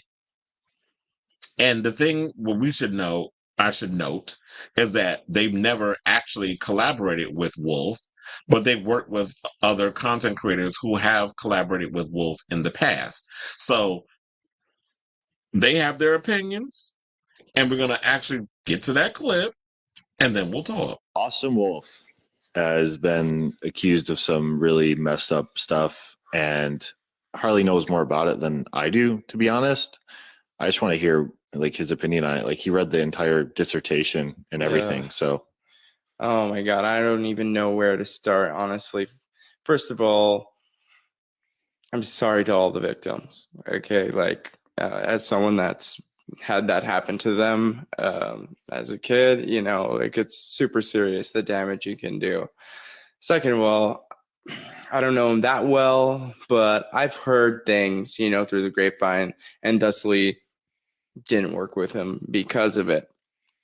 Now, this is hard to talk about, but he apparently has several videos with several little boys, basically doing all sorts of things with them in his apartment. Police raided his apartment and they found SD cards with hundreds of videos, apparently, of him doing these kinds of things. Now, what had been happening was actually parents, families, he was offering to pay them to make these videos, right? And so gross. But they were taking that kind of money from him, letting him do it, record it. And then he was using Telegram and selling it on the dark web. And there's so many layers to this story. But the takeaway is you never know, man. Because everybody, you know, really respected him. Everybody loved him. You know, it wasn't like a thing. There was just like little rumors here and there, but everybody respected him, loved him so much that they were always just squashed, you know? Gosh, I don't know. You guys have to remember too that like most people in this industry are ethical, and obviously the unethical ones are the ones that are going to be, you know, they're the ones that stand out. Yeah. And I made a post talking about this like on Twitter, and like people like started accusing me of stuff, and like it seems like if you've worked with him in the past, which I haven't, I have never even met him. I feel like people will like accuse you of like knowing things, because that happened to a couple of my friends who have worked with him. Yeah. Like they didn't know. Like people don't know. It's just, I think people online, they really want you to be a hypocrite, or they want you to, like, people are addicted to drama, I feel like. Yeah, definitely. And they want drama. And this isn't drama. This is like something real.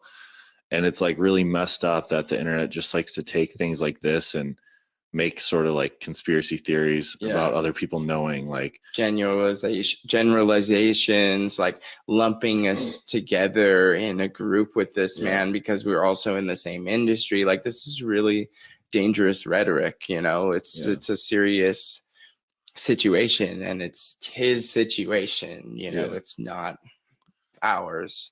Like, I have a good friend who worked with him. I'm not gonna name, but like he got like 5 messages from people being like, you knew, like, did you know? It's like he didn't know. Like, and I'm sure that's happening with everybody else that he's worked with in the past. Like, they don't like, you don't just go around. I mean, it's obvious. I feel like most people are aware enough to know how obvious it is that not everybody knew what was going on. So yeah. Genuinely, it's a tragedy.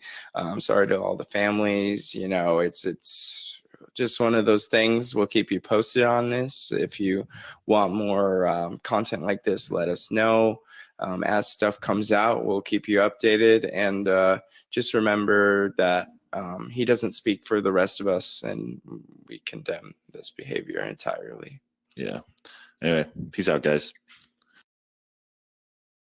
Okay, so they made some valid points in there with that. And I feel like when we get into having these deep, heavy conversations, especially when we talk about the adult cinematography industry and what goes on in that world, is the fact that, I know on one hand, y'all talk about, oh, well, you're giving ammo for the radical Republicans and all that other stuff, the ones that want to destroy us and always want to equate, adult films with grooming and CP and all that other stuff. And it's just like, I try to cancel out all that noise.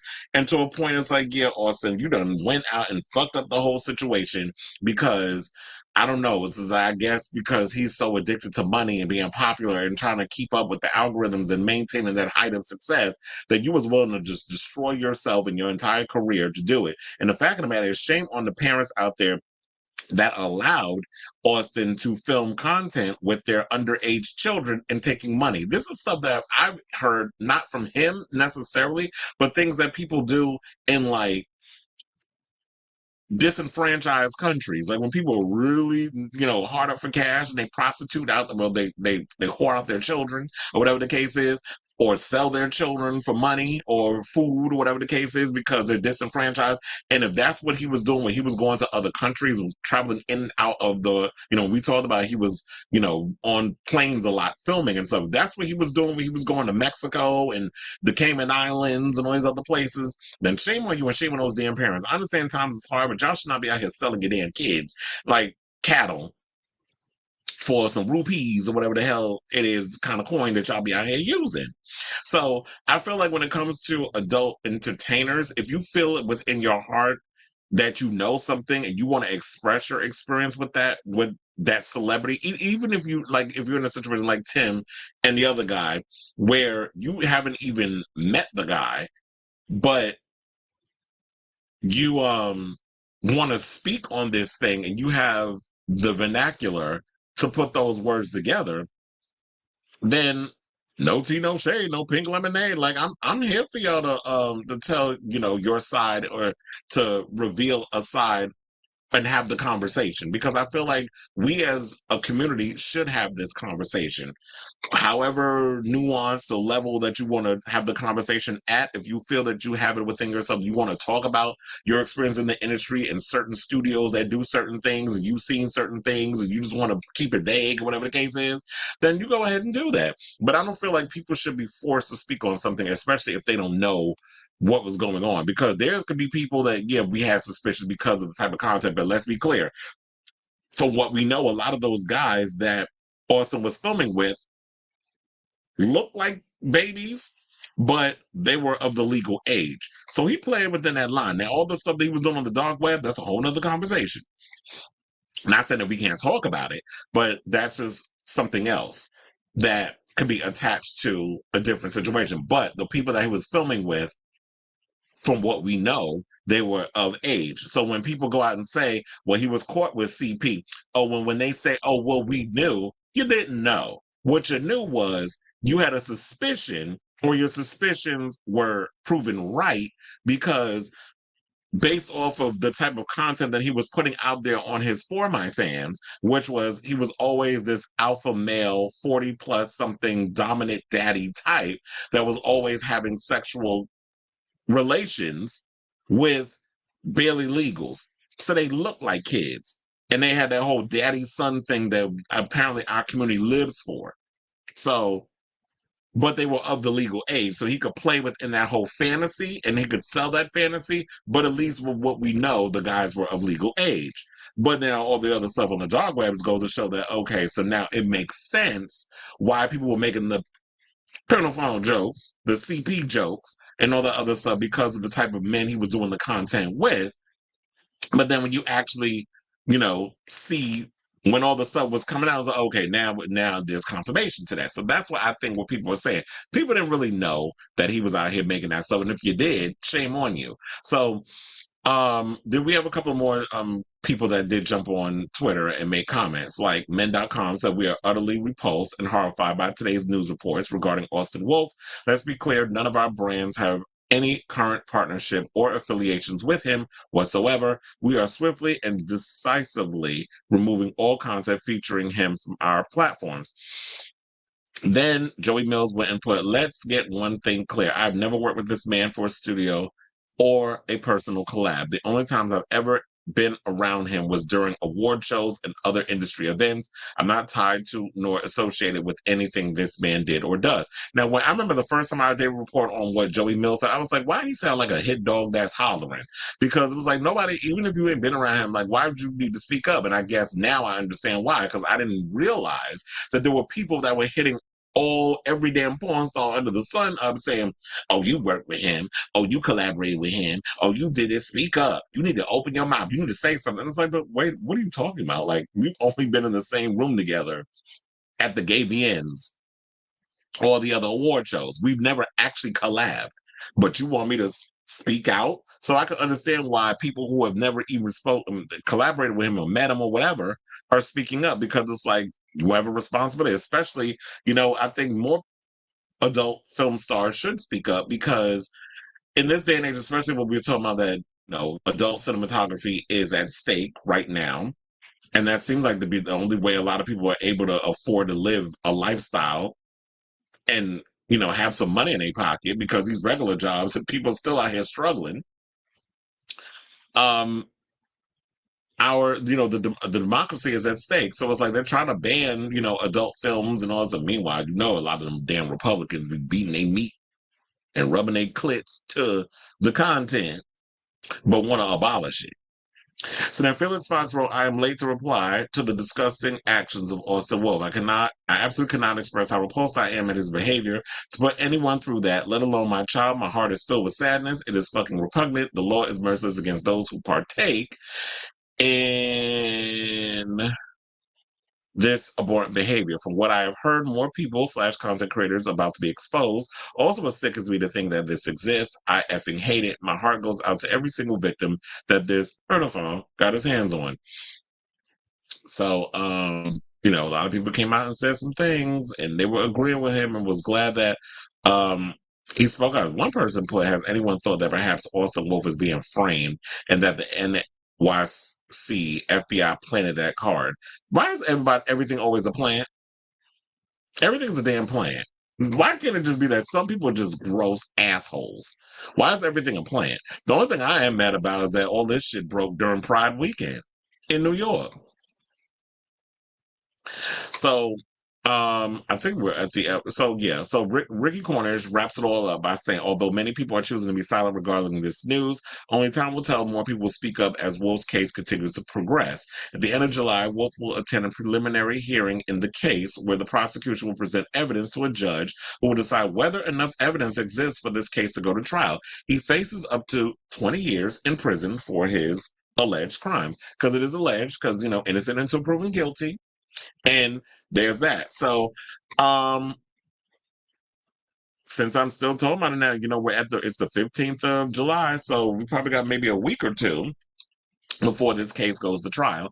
So I will definitely be keeping you guys abreast of this story as it develops. But I ask you all, what do you think of this story? Do you think that adult content creators and film stars should speak up about what's going on in the community? I did see a video that Mr. Pam did where she talked about Austin Woman. You know, she has collaborated with him in the past and said a bunch of things. If y'all could definitely check that video out, definitely check it out on YouTube. It was a good one. Where she said a whole lot of things about how, you know, he's a nice guy, which what was said in the thing before. However, there have been some shady things that he has done to other content creators in the past. So Austin is not innocent in this whole situation. And she talked about the, you know, the political, you know, stance on adult films and all other stuff and how people are reacting and all this other stuff. So I love the fact that we are getting people that are speaking up, because if you're in the industry, I definitely want to hear from you. I think it, you know, you should be compelled to speak. But if you don't want to talk, then that's okay too. It should be whenever you know, in your own time. We shouldn't be putting guns to people's, metaphorical guns to people's heads, and ask them to speak up on things that they don't have the vernacular to speak up. So I want to hear your thoughts. Let me know in the comments down below. Okay, so we have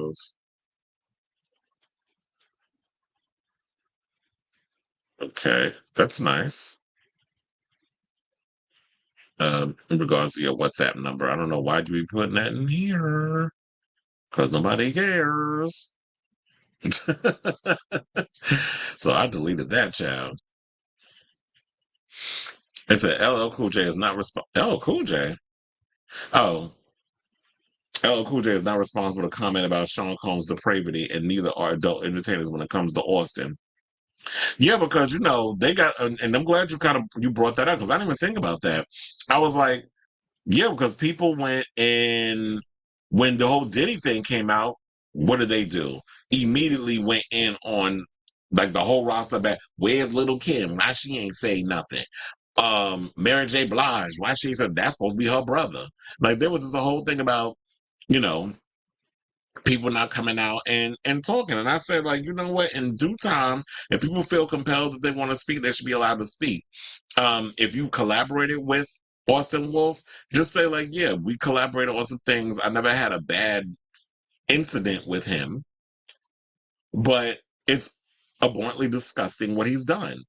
That's if that's what you want to say. But nobody should be compelled, like RuPaul says, to just say something if they're not comfortable enough to say it. To me, if you closely work with Austin or Diddy, especially right before the news came out, you are in the suspicious zone. The men thing is a lie. He's still on their Hamster, Pornhub, all those sites. Oh. So men.com out here laying the low and lying through their damn teeth. Well, child, do they have, I was going to ask, because I don't be going on Hamster, Pornhub, all those sites. anymore. I used to back in the day, but now it's just like, I don't know, this just be the spam and the viruses. So I avoid a lot of those sites. But um does men.com have a legit like site, like a thing on it where they upload their videos, or do you have to literally go through their website? Because I'm wondering, like, maybe they're not checking over at Pornhub and all that. So not that I'm making excuses. I'm just genuinely asking. Is that maybe they're not checking the Pornhubs and the X Hamster and all those type of sites to have that content on there? But if they not, then y'all need to get into it. And y'all need to get rid of them videos because otherwise y'all gonna get dragged. So I hate the fake, media PR crap where it's just like, oh, well, we don't condone all this other stuff. So you just removed it from the men.com website, but you can still watch Austin Will's content on the affiliates. Joey Matera has been with boys his age. Yeah. And so I told my friend, if they do OnlyFans, don't turn back because you'll never get a regular job without being fired. Look, at this point, it seems like every Gen Zer or Alpha, like the future is everybody pretty much having OnlyFans at this point. So it's like, y'all just not gonna hire people. Y'all just gonna be low on employees because it seems like everybody's be having to create one to make ends meet. I just heard that Gia Gunn got one. Remember that clip I showed? She was talking about she was gonna be, putting boys' meat in her mouth because it's easy money. And now I'm hearing she was out promoting her OnlyFans on Twitter. We also have to realize the age gap porn and the family angle ain't going away because as quiet as it's kept, the same-sex attraction begins at home. Is that what you mean? Like when you're equating with like SA amongst like an adult to a child? Is that what you're implying in regards of when you said the same sex attraction begins at home? Because I don't know, I don't know if it's gonna go away, but I do feel like what Mr. Pam said in her video is the fact that we need to look at ourselves in the community and reflect and realize, and also the industry as a whole needs to look at it as like, why is it that this type of content is allowed or has become like the norm? Like who died and said that daddy's son adult cinematography is something that we all should be pleasuring ourselves to or getting excited about? It's like, it just seems like there were things that the industry had created and said that this is what, we as a community should be looking at and should be attracted to and be excited about. And they create this content and it feeds into this thing. So it may be time for the industry to look at itself and, in the words of Michael Jackson, look at yourself and make a change. But I don't know if that'll happen. Because I haven't really seen like people really sitting back and having this legit conversation. But anyway, let's move on and go from one problematic queen or homosexual to another. And let's talk about JoJo Siwa. So, damn, I didn't even pull up a picture of her. Should I? Because she's, annoying. Annoying. She's 21 years old. So I just came across this article, and first of all, they said that that fans are outraged over JoJo Siwa's new merch. This came out 2 days ago, which was basically, I think it's a wrench, which was, I guess, like cover art of someone else. Tool had a wrench that they put on their shirt back in the day. And then I'm reading recently, she wants to take Gypsy Rose Blanchard to Disneyland. Now, can I say something about Gypsy? Who died and made her famous? Oh, I'm sorry, her mother. That's who made her famous. And I didn't mean to laugh in that way, but I'm just sitting there saying, like, yeah, her mother had to pretty much pass away for Gypsy to become a thing. And now, since she got out of prison, she wound up going out and doing all kinds of foolishness. She was on the Kardashians. Then she was out here. Now she's pregnant. And they were trying to say, oh, they don't know who the father is. It was a whole bunch of other stuff. But child, I'm about sick of this girl at this point. And I'm not the only one, because apparently a lot of people are. And it seems like we are in, with it being 2024, it seems like we are in our cringe era. And it seems to be a lot of people that are in this whole cringe era with a lot of people. So it's like we had Hennifer is having her cringe era in 2024. We got Justin Timberlake in his cringe era of 2024. Most recently, well, I think it was before her. We'll get to Katy Perry in a second because she's having hers. And then we have JoJo Siwa, who's been working everybody's root canal nerd, even down to the Pride, where her ass got booed. But let me pull up this bulldagger photo because this is what she's giving with this photo. Go on, sis. So I came across this article on USA Today. I think Robert sent this to me. And there was an article that came out and said, JoJo Siwa once represented joy, youth, and hope, given her attitude of late cursing out a fan and claiming she wanted to start an already established genre of music called gay pop. Siwa has now given many the ick, particularly those in the LGBTQ plus community of which she is a member. On a recent Instagram post promoting her 21-year-old's debut EP and single Guilty Pleasure, one user wrote, as a gay person, we do not claim whatever this is. Another quipped, cannot believe the creator of gay pop missed the opportunity to have Pride Month release. Some of the comments were supportive, but they don't change the fact that people are not jiving with Siwa's new, darker, grittier aesthetic and approach.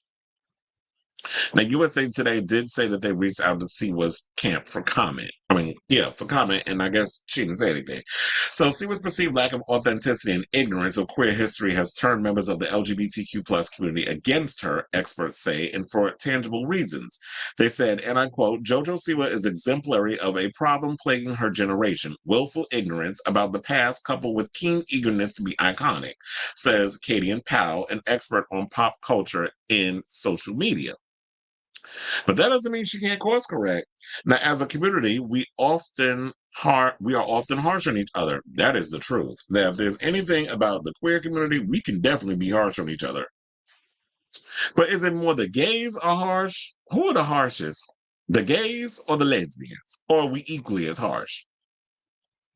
So they say, as a community, we are often harsh on each other. This is what Craig Lofton, a lecturer in American Studies at Cal State Fullerton and LGBT and pop culture specialist. And sometimes that harshness is motivated by love and desire to help someone. I don't think the boos are meant to be hateful so much as rather corrective. It's like, yeah, they're trying. I think what it is, a lot of people equate the fact of that what we doing is like we just being mean. It's like, no, we like, sis, we with you, but this ain't it. Whatever it is you trying to push, this ain't it. You need to go back, get your team together. Y'all need to figure out what it is that you're trying to present us and get it right. Get right. No, no, no, no, no, no, no. You got to get right with us, bitch. Shout out to JLo for that song. So they try to accuse JoJo being a pick-me.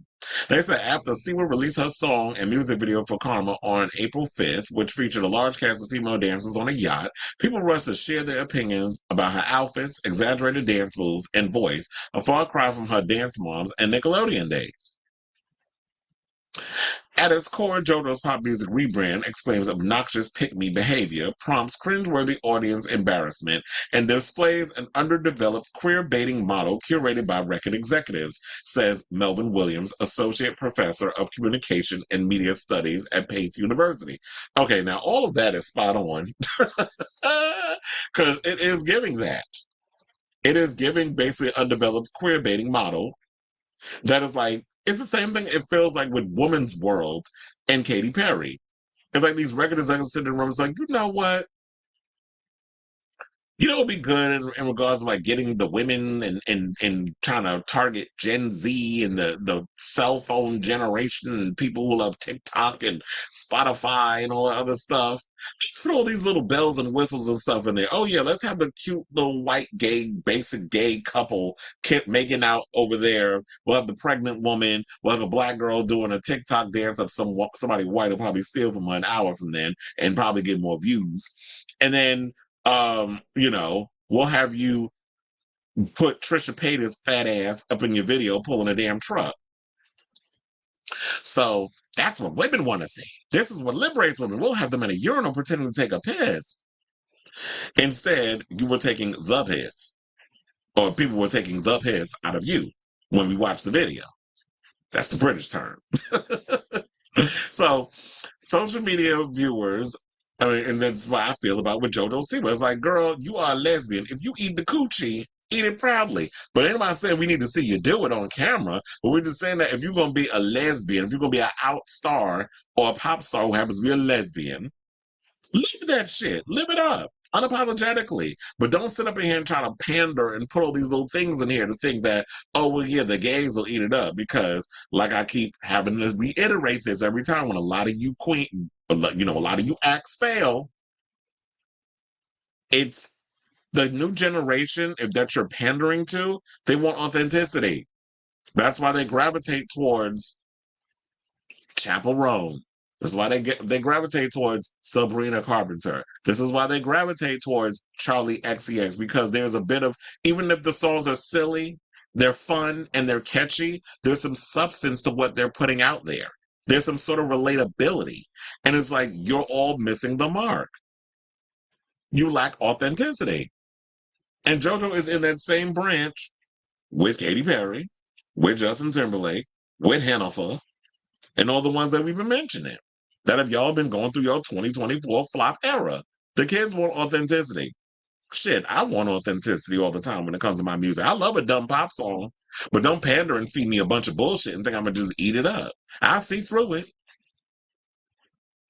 And it says social media users mocked her for saying that she would love to have one of her exes featured on her podcast, JoJo Siwa Now. They were also particularly offended by her desire to start a new genre of music called gay pop. When we went and had that conversation, I'm like, gay pop been around for over 4 decades that we know of. I mean, there weren't really a lot of out artists, but there were a lot of queer people we knew was making music. Hello, Sylvester was making music in the damn 70s.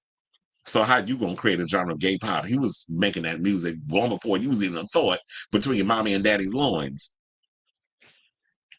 So the internet has taken me through the freaking ringer. This is what she said in the interview with Billboard. But at the end of the day, I made the art I wanted to, and I'm so happy, so proud, so excited to bring this version of pop music back. Siwa has walked back her gay pop comments, though that didn't quite dispel criticism of her lack of gay pop knowledge. Child, don't even get me started, because we talked about the fact that she ain't know shit about RuPaul's Drag Race and went on the show and was sitting up in there referencing things, and Candy Muse ate it up. And so I said, yeah, probably because before she went on, she was probably saying to her team, oh, just tell me a couple of things about some of the queens that's going to be on this show, whatever, and I'll just reference it, and it'll look like I got some sort of knowledge. But if you don't know the difference between Ross Matthews and Carson Kressley, ma'am, you don't know a damn thing about Drag Race. At least, when Miley Cyrus was up there bringing out the girls and talking about Drag Race and stuff, we believed her. And you're trying to carve your career, you're trying to model your career after Miley and failing at it. So they also said that she's proclaiming that ignorance so loudly and egocentrically that she's embarrassing herself. Well, I'm sorry, I should have read the thing from the beginning. So they said her ignorance of queer history, pop music history, and important intersections between the two, going back to the 1800s. And she's proclaiming that ignorance so loudly and egocentrically that she's embarrassing herself. Her grungier, raunchier aesthetic has drawn comparisons to Miley Cyrus, another queer artist who sought to break out of a child star mode. And this is what I've also said in the past, that it seems like a lot of times when you're a child star, a lot of them feel like they need to go aggressive and be all grungy and rock and roll and eat a baby and all that other shit. And then It's either that or you go in a slut pop direction. You got to be out here damn near showing your vagina and fingering yourself on stage to get attention. Oh yeah, I'm grown now. You can be playing with my pussy. Like that's what it seemed like. A lot of them either go in that direction or remember Christina Aguilera Dirty era. She had to go from being a cute and cuddly Disney kid to all of a sudden out here twerking in a damn boxing ring with a bunch of cholos. And people looked at her like, girl, what is going on? Now, don't get me wrong, I like Dirty, but they felt like she was a little too vulgar with that era. But unlike queer artists like Miley Cyrus and contemporarily Chaperone, JoJo's music is devoid of authenticity, commercial success, riveting vocal power. Well, the girl can't sing, and the distinctive artistic branding and visuality required to entice queer audiences seeking more nuanced queer musical offerings. Well, didn't I say all of that before I got down to that part? So now the next article they go is all the criticism warranted. No, you can ignore the undercurrent of misogyny that plagued female stars before her. There is nothing new about mainstream criticism of former child stars' development into adults, including disgust about their adult sexual identity, says Shayna Golden Backer. That's a long ass last name. Associate professor of music studies at Temple University's Boyer College of Music and Dance. Saying, ironically, many child stars are professionally sexualized from the start. Well, that part is true. We don't talk enough about that. Through the lens, one could understand why Siwa might have booed a fan, or a fan booed her. They're saying that Siwa might have booed a fan. Well, no, she cursed out the fan because the fan booed her. So they're saying that when she was just trying to live her truth, whether the audience understands it or not, people are also angry she's sexualizing teddy bears in her new music video. That doesn't excuse her behavior, but it's a reminder that these situations are rarely black and white. She also discussed past insecurities.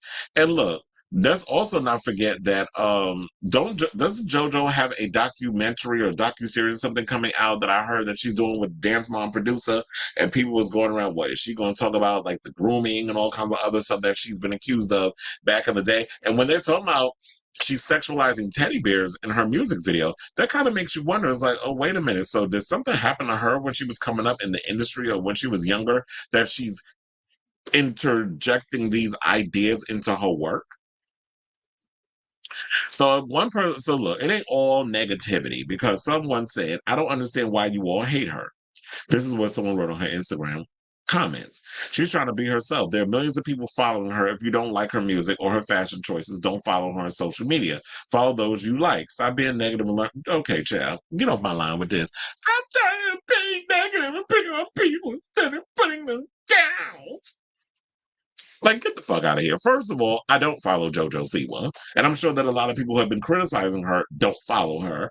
But when you have gay blogs and you happen to be scrolling through your Instagram or Twitter or whatever the case is, and something that she does happens to pop up, am I not supposed to speak about it? I'm going to talk about whatever the fuck I want to talk about. And I feel like everybody else should be able to do the same damn thing. So when people sit up there, well, you don't have to follow her or like her stuff or what she does. And it's like, I don't like what she does. Now, if she was doing something where she was really pushing the community forward instead of just trying to be revolutionary and extra for just the sake of attention or whatever the case is, then I would be for her. But she's not doing anything to move the needle. She's not, I mean, I can understand if you're going to do crazy antics, whatever, you're going to like take from the school of Madonna and be controversial, like at least have some substance behind what you're doing. If you're going to give costumes and makeup and stuff, don't look like a reject from the WWE while you're doing it. So they said that, of course, stars are rebranded all the time. Just look at David Bowie and Madonna. Though for all his shifting personas, Bowie was always weird and arty. His characters, Ziggy Stardust, Aladdin Sane, and the Thin White Duke, which we also call Booger Sugar, or Riding the White Horse. There's a lot of names we have for the cocaine. Were largely extensions of his original Major Tom persona, not a rejection of it. And that's what people need to understand is that when you look at people like David Bowie and you look at Madonna, a lot of times when they were creating the music they were creating, there were always characters that they were creating behind that musicianship. So whenever you saw Aladdin Sane, when you saw the Thin White Duke, when you saw Ziggy Stardust, these were characters that he was playing. Ziggy Stardust and the Spiders from Mars, that was a glam rock band idea that he had created, and that was going through the whole glam rock era, which of course Marilyn Manson was hugely inspired by when he did Mechanical Animals. So, and so many others. So many people have been inspired by David Bowie. And David Bowie, in my opinion, is someone who has always created these personas and never truly created things for the sake of attention, for the sake of the label, for the sake of, he wasn't just creating his art to go platinum or to be successful. And he's put out many records. I think he has over 30 records, 30 albums. Madonna was the same way. Madonna was someone who always shifted her appearance and musical style depending on the mood.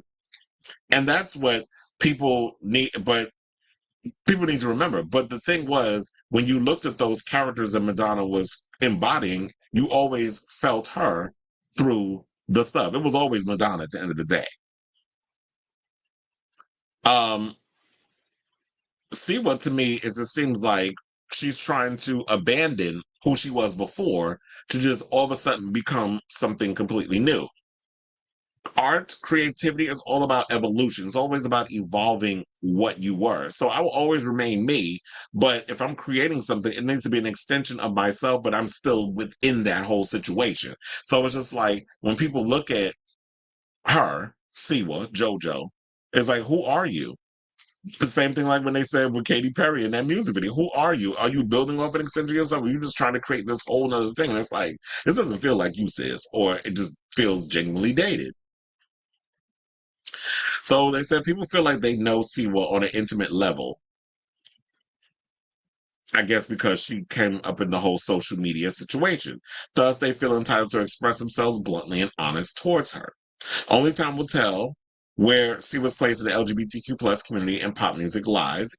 Expect the discourse to remain somewhat exhausting, sometimes necessary as we grapple with what queerness looks like in 2024 and beyond. Saying the best artists are also students of her craft, especially if they want to be more like than a flash in the pan. I'm not sure if JoJo is actually passionate about the music she's making, or if this is a pit stop on the road to discovering the next role. And that's a good question, because I feel like I think what fails with artists like a JoJo Siwa or a Katy Perry and stuff is like, do you believe in the product that you're creating? Do you believe in this visual image? Do you believe in this song that you actually was in the studio singing? Like, if you're not putting the passion and the blood and the energy and everything behind this song, then if you don't buy into it, then the audience watching is not going to buy into what you're doing as well. So I think that that's probably hurting her. Is like, is JoJo Siwa passionate about this musical era that she's trying to embody? Because if you were passionate, we definitely feel it. Or maybe what it is that, you know what, she was trying to just have something to just to music to go with that crazy ass dancing that she be doing, where it look like she having a damn seizure in real time. So I saw this to say, what do you guys think? Why do you feel that people are not feeling JoJo Siwa in her current era? Let me know in the comments down below. Okay, so we have comments. It says, because Austin says something problematic. He's hired to pretend to be a teen in the fantasies, and I wanted to throw up. Okay. It said her comparing herself to Miley Cyrus. Oh yeah, that was another thing too. And I was sitting there when she said that, I'm like, girl, you were not giving Miley. You tried it. Also, the music has to be good and listenable and interesting. And that was another thing too. It's like her music is not good. And you doing full out choreography on the stage, that's not going distract from the fact that the songs are terrible. Sabrina just did an NBC commercial for the Olympics. She's officially playing with the big leagues and her rumored rival. Well, good for her. I did see something that was somebody said that Sabrina's a industry plant. I'm like, child, if you don't get off my line with that. And if she is, I'm like, you know what? Job well done, because her songs is hitting. If she industry plant, she working with the right people. Well, good for him. Why? Somebody trying to kill RFK Jr.? Well, look, I'm telling you, the Democrats got to pull a miracle out they hat because all this noise and sensationalism is going on with the Republicans right now. Like, I got a migraine. I can't with all the stunts and shows that they pulling over there with Donald Trump and his damn people. So, also there was something else I was going to say too, but I forgot in regards to the whole Sabrina Carpenter situation. But yeah, look, I be wanting some good damn dance music, some good pop music. If you LGBTQ LMNOP and you put out some good dance music or pop music, I am here for y'all. Oh, that's now I remember. I just saw a video of, my future husband, David Archuleta. um, he performed Sabrina Carpenter's Espresso. He's been performing that song a lot.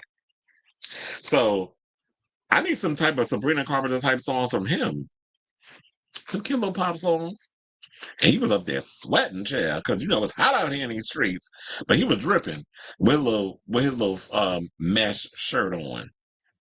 And so yeah, hopefully he's put out some new music. Look, I'm actually looking forward to Adam Lambert's EP coming out this week. Excuse me.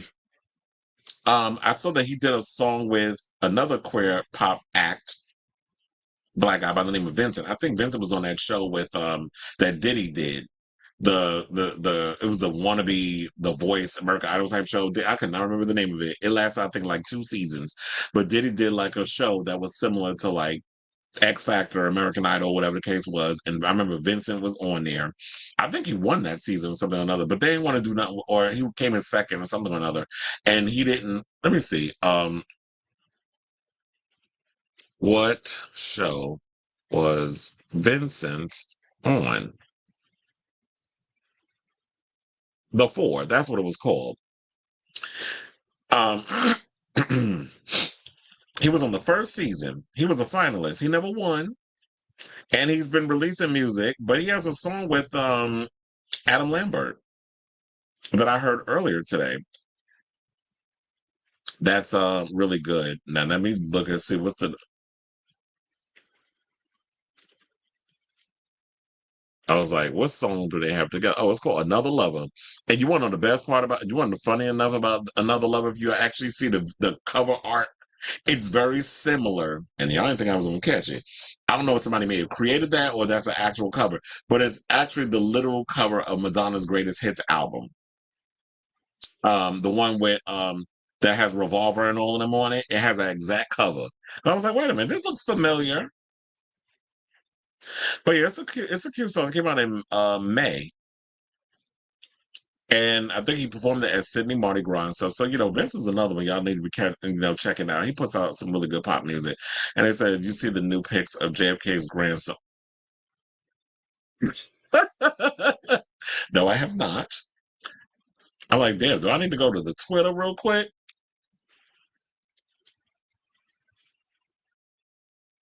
I was like, JFK who? JFK Jr.? Oh Lord. I come on Twitter and first picture pop up is Bo DeMayo without a shirt on. Okay, sir, we know what you be out here serving. Body, yada, yada, yada, yada.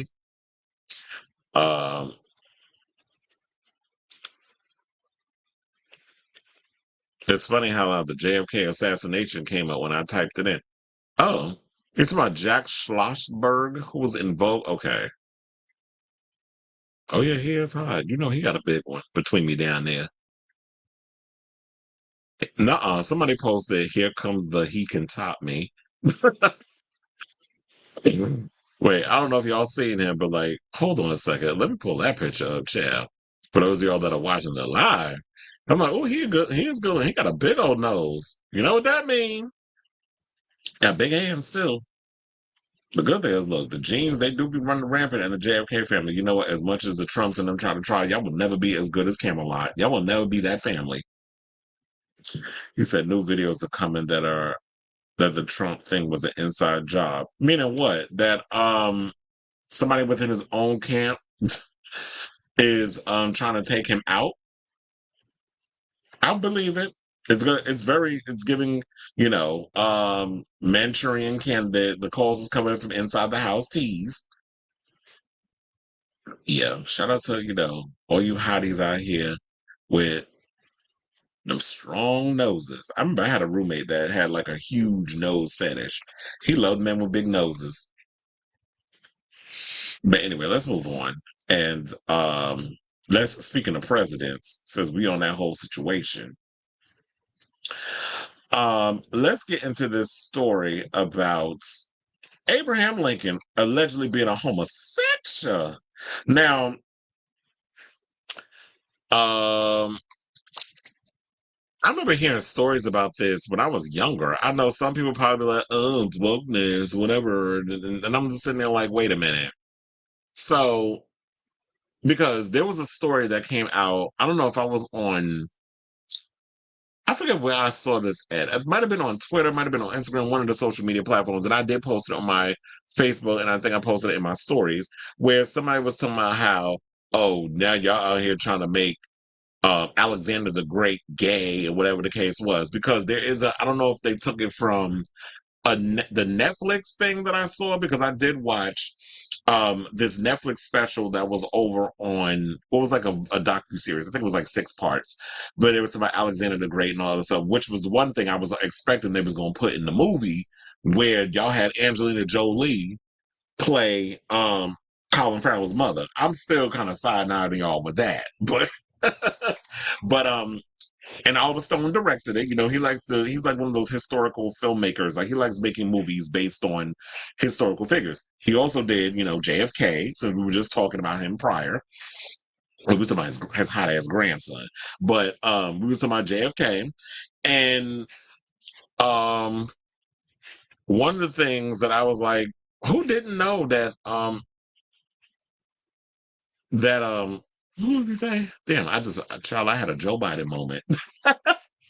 You know, that's gonna be the read. I don't give a damn. So we were talking about Alexander the Great, and the fact that, you know, there was that he was sleeping with men, and they showed it in the damn series, and somebody apparently got all upset because y'all was like, oh, y'all trying to make him gay, whatever. It's like, if you actually read a book, then you would know that this is something that has been floating around in history for eons. But I guess maybe you didn't know, because a lot of times these books that you love so much are getting banned.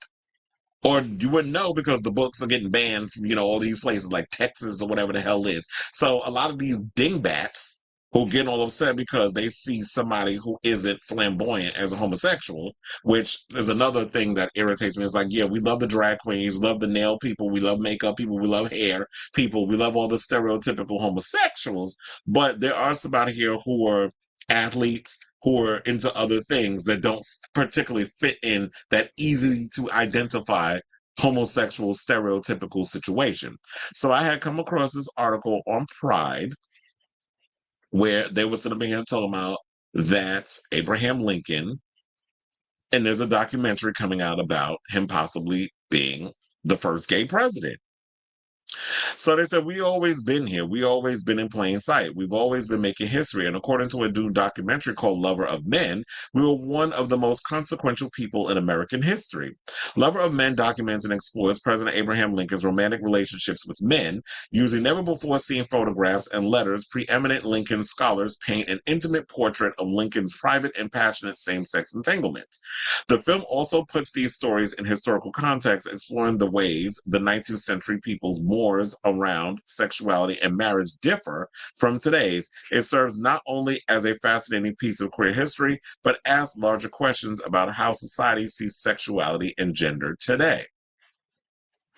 So, Lover of Men, the untold history of Abraham Lincoln, examines the intimate life of America's most consequential president, as told by preeminent Lincoln scholars. So, I was trying to see if they was going to show when it was going to come out, but it says that there's a trailer.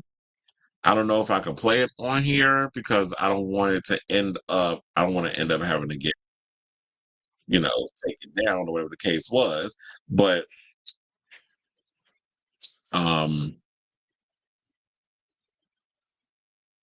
see, here we go. Now, somebody in the comments said, "How insecure must you be to insist that every famous person that ever was is actually like you?" all they think about is their groin, and other people's, it's their identity. Okay, here we go with the bigotry. So, it said it's coming to theaters. But here's the thing. See, this is how, no shade, but I honestly feel that it's not going to do well at the box office. It's going to end up flopping like that movie with, what's it called? Horizon with Kevin Costner. People aren't going to the movies to really see like these historical movies or whatever. I just feel like, why not just release it on Netflix or one of those other things? So the thing that irritates me, there have always been stories and rumors floating around that Abraham Lincoln was a member of the community. So I don't think people are just pulling this stuff out they behind.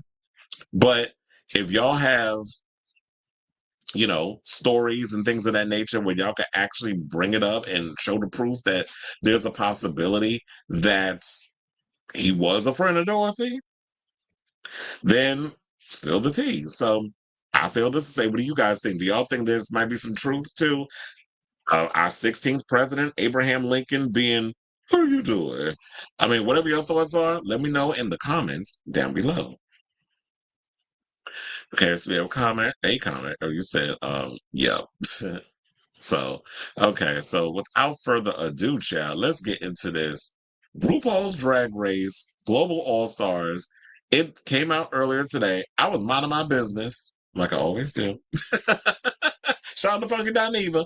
But look, I was minding my business. Like I just went on because I was putting the show together, all this other stuff, and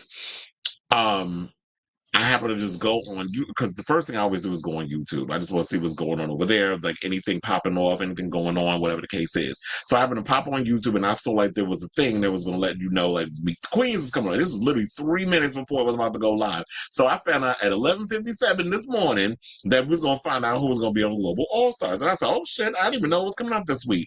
I mean, I did hear that it was going to come out around DragCon, which I do believe is this weekend, correct?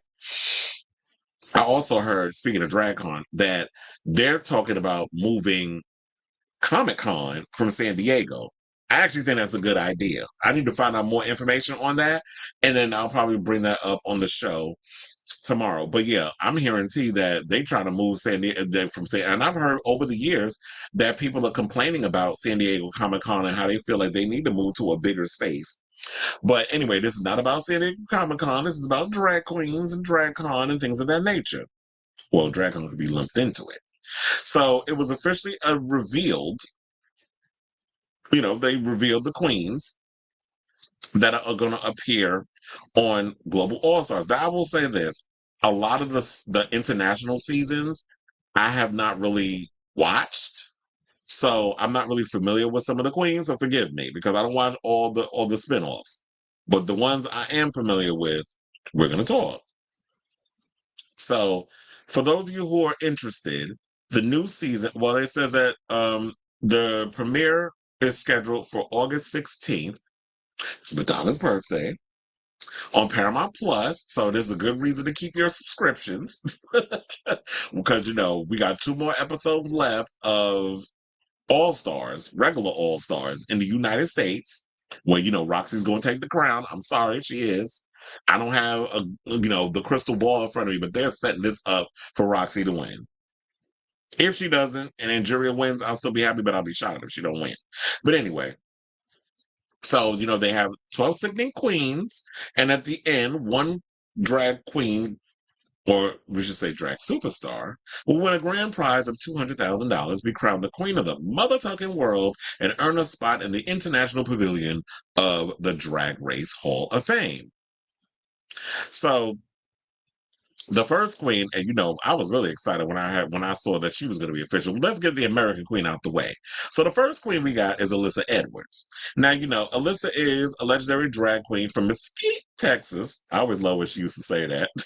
With 23 years of drag experience, she's also famous for her candid chat, her tongue pops, quirky personality, and a bold, grand, and over-the-top drag aesthetic that embodies the Texas spirit. And she has the Blonde Belief Dance Company. They had I think they did a series for what, maybe a season or 2 on Netflix, but they didn't bring it back. I would have loved to have seen that that show. But then she was also showcased in the Netflix series Dancing Queen, and she's aiming to win the title of Queen of the Mother Tucking World. And so, she had she was on season 5 of Drag Race. She has one Maxi Challenge win. Her bottom lip sync for your life. She was in the bottom 3 times. During the roast, she did a commercial and the acting challenge, and she placed 6th alternate, as she would say, on the show. Now, she was also on RuPaul's Drag Race All Stars 2, where she won 2 maxi challenges, which one would be the Rusical and, of course, the Stand Up challenge. She was up for elimination twice during an acting and a makeover challenge, and she replaced 5th alternate on that season. And, we also remember her beef with Fifi O'Hara during that season. And there was a lot of situations that was going on between them. So the other queen that we have is Athena Lakis from Drag Race Belgique. Now, I will say this. I'm not familiar with Drag Race Belgique. I never really got around to watching that season. But from when I was watching the Meet the Queens, I'm actually interested in seeing what exactly she will bring to this channel, to this season of Global All Stars. Now, Athena, who's formerly known as Athena Sorge-Likis, is a Belgian drag queen and finalist from Drag Race Belgique Season 1. She has performed for 5 years, and her aesthetic is conceptual and edgy, drawing inspiration from fashion, sci-fi, and mythology. Athena is vocal about sharing her story of overcoming a strict Christian upbringing and is ready to compete on the global stage, showcasing her improved skills and confidence. She's also known by the drag name Athena Likis. Well, we know that because that's what we said. So, she was on the first season of Drag Race Belgique. She had 2 Maxi Challenge wins during the challenge show and the makeover challenge. She was in the bottom once, and she came in 2nd place on the show. And now we have Eva La Queen from Drag Race Philippines. Now, I did start watching Drag Race Philippines, but I will admit I never fully finished an entire season of Drag Race Philippines. And so Eva is from Manila, and she finished in the top 3 of her season. That would be season 1. Eva is known for her elegance and poise, blending Filipino culture with her unique drag style. She's excited to represent her country and hopes to continue inspiring others through her drag. So she has no Maxi Challenge wins. She was in the bottom one time during the ball challenge, and she came in, they said she placed 3rd and 4th. I don't know what that means, but was she eliminated twice? So Galavaro from Drag Race Mexico is from Morelia, Mexico. Galavaro has over 15 years of performing experience and made it to the top 4 during her first season. Originally a model, acrobat, and dancer, Gala has become a full-time drag performer who considers artists like Salvador Dali as an inspiration. Going into her first season of Global All Stars, Gala is ready to represent Latin America on a global stage. So I'm definitely curious to see what she brings. I will admit, I never really got into Drag Race Mexico, and I know that she was on the season with Valentina. I never really finished that season. That's another franchise that I didn't really finish watching. So, and season 2, I haven't gotten around to that yet. I've been watching Drag Race France. So that's what I'm currently into. And eventually I will get around to Drag Race Mexico. But at the moment, I have not gotten around to it. Now, the next queen, and I do know her because I do watch RuPaul's Drag Race UK, Kitty Scott Claus. So Kitty is a fun-loving queen from London, known for her humor and camp style, and was a runner-up on RuPaul's Drag Race UK Season 3. Now, Kitty's background in musical theater and pantomime adds to her entertaining performances, and she is excited to compete on a global stage, bringing her vibrant personality and showcase her improved fashion sense. So she was on Season 3 of the UK version of RuPaul's Drag Race. She has 2 Maxi Challenge wins during the ball and the acting challenge. She was never in the bottom, but she placed 2nd on the show. So she always a bridesmaid, never a bride. Now, Okay, so now I did not really stick it all the way out with Drag Down Under because I never could get into Down Under. I've always felt that that was like one of the worst franchises to come out of them. I don't know if it was just like the way they do the show, that RuPaul just seemed like she was so not interested in it, but Down Under always just seemed like it was just not a good show. But Queen Kong, I'm very familiar with her, and I was excited when she was on, her season, which was season 2. And I'm excited to see her showcase her stuff on on the upcoming season of Global All Stars. So she's from Adelaide, Australia. Queen Kong is known for her powerhouse performances and Tongan Samoan heritage. A finalist during her season of RuPaul's Drag Race Down Under, Queen is also a professional dancer and choreographer, leader of the House of Kong. She is passionate about activism and aims to use that passion to win the crown. So her track record is that, she won 2 Maxi Challenge wins, which was during the Makeover Challenge and the Girl Group Challenge. The bottom lip sync for your life, she was in the bottom 2 times and had to lip sync during an acting challenge and a commercial challenge. She placed, they said, second/third. Now, Miranda Lebrel from Drag Race Brazil is an actress and visual artist from Rio de Janeiro and made it to the top 4 during her season of Drag Race Brazil with a background in acting and naval engineering. Oh, she's talented and smart. Miranda brings drama and transformation to her drag and is eager to showcase her talents and to a global audience. Now, she won 1 Maxi Challenge, and that was during the ball. Well, she definitely brings it with the fashion. Now, bottom lip sync for your life, it was 1 time, and that was during the makeup challenge. She came in top 4, as it was stated before in the article. Now, what is it? Nehelania from Drag Race Italia. It's like I struggle to say that one. From Rome, Italy, Nehelania is the runner-up and Miss Congeniality during her season of Drag Race Italia. With 11 years of drag experience, Nalania is known for her emotional yet strong personality. Having grown significantly since last seen, she is ready to compete on the global stage, bringing her mature and refined drag to the competition. She's in regards to her track record, she's won 1 Maxi Challenge win, and that was during the makeover. Bottom lip sync for your life, she never was in the bottom, and she placed second during the show. Now, Canada's Drag Race, I do know Pythia.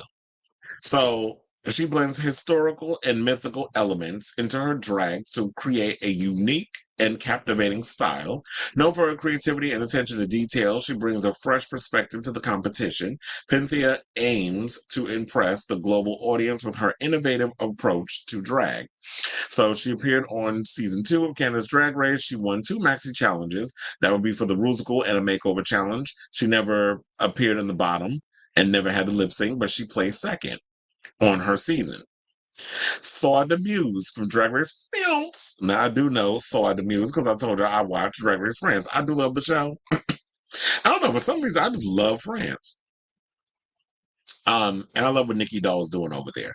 But like it was like she said, like Soa said in her, interview when they were talking during the Meet the Queens, it's like, she loves Nikki Doll, but there's nothing like being in front of RuPaul and really getting to showcase your drag to, the queen of all queens, the one who built this franchise. So Soa is from Paris, France, finished in the top 3 on Drag Race France. Moving to Martinique at 15, Soa discovered a love for theater and returned to France at 20 to pursue performance. Excuse me. Now, after finding drag through RuPaul's Drag Race, Soa became a well-rounded artist in singing, dancing, comedy, and cabaret. They performed in iconic Parisian venues across France and co-founded the cabaret La Bouche, which means the mouth. And also, remember, there was a 90s group called La Bouche. Be my lover, won't you be my lover? On Drag Race, they even performed to that song. I think it was it this season of All Stars or was it last season of with Saphira, season 16? I know one of those shows performed that damn song. Soa's drag is inspired by their Afro-Martinican culture Aiming to highlight the West Indian community, identifying as non-binary, SOA seeks to represent universal diversity. So I'm definitely looking to see what SOA is going to bring to her, this show. Um, she won 2 maxi challenges, one for the talent show, another one for the girl groups. She appeared in the bottom and had a lip sync for her life twice during the acting challenge and the ball challenge, and placed second on the show. Now, Tessa Testicle, that is such a funny damn name. This is why I said, like, somebody done leaked all these because we talked about, these names. As I said, I wasn't surprised by it when they revealed who was on there because the names all came out. So she's from Switzerland. Tessa is known for her stunt queen performances and legendary lip syncs. Tessa's drag name originated from a testicular torsion incident during her first performance in 2016. Bullied in school, she found acceptance in drag after discovering RuPaul's Drag Race. A fashion design student, she creates all her looks for Drag Race Germany. Tessa is also known for blending glamour while exploring gender identity, constantly surprising her audience. So I actually like Tessa, and her outfits are sickening. So she had no Maxi Challenge wins. She appeared in the bottom 4 times during the Runway, Rusical, Commercial, and Improv Challenge and placed 8th. Now, Drag Race however the hell you say that damn name, Vanity Vane is from Linköping, Sweden. She finished 3rd on Drag Race. Based in Stockholm, Vanity has been doing drag for 8 years and describes her aesthetic as very rock and roll 80s sex on legs. While drag saved her mental health and gave her confidence, Drag Race Spherige enabled her to pursue drag full-time. Vanity loves performing and singing but dreads comedy challenges. Known for her excellent makeup skills, she is ready for the competition with sharpened claws and polished shoes. When you saying that you don't like comedy challenges, child, the production is going to make sure there's a lot of comedy challenges on the show.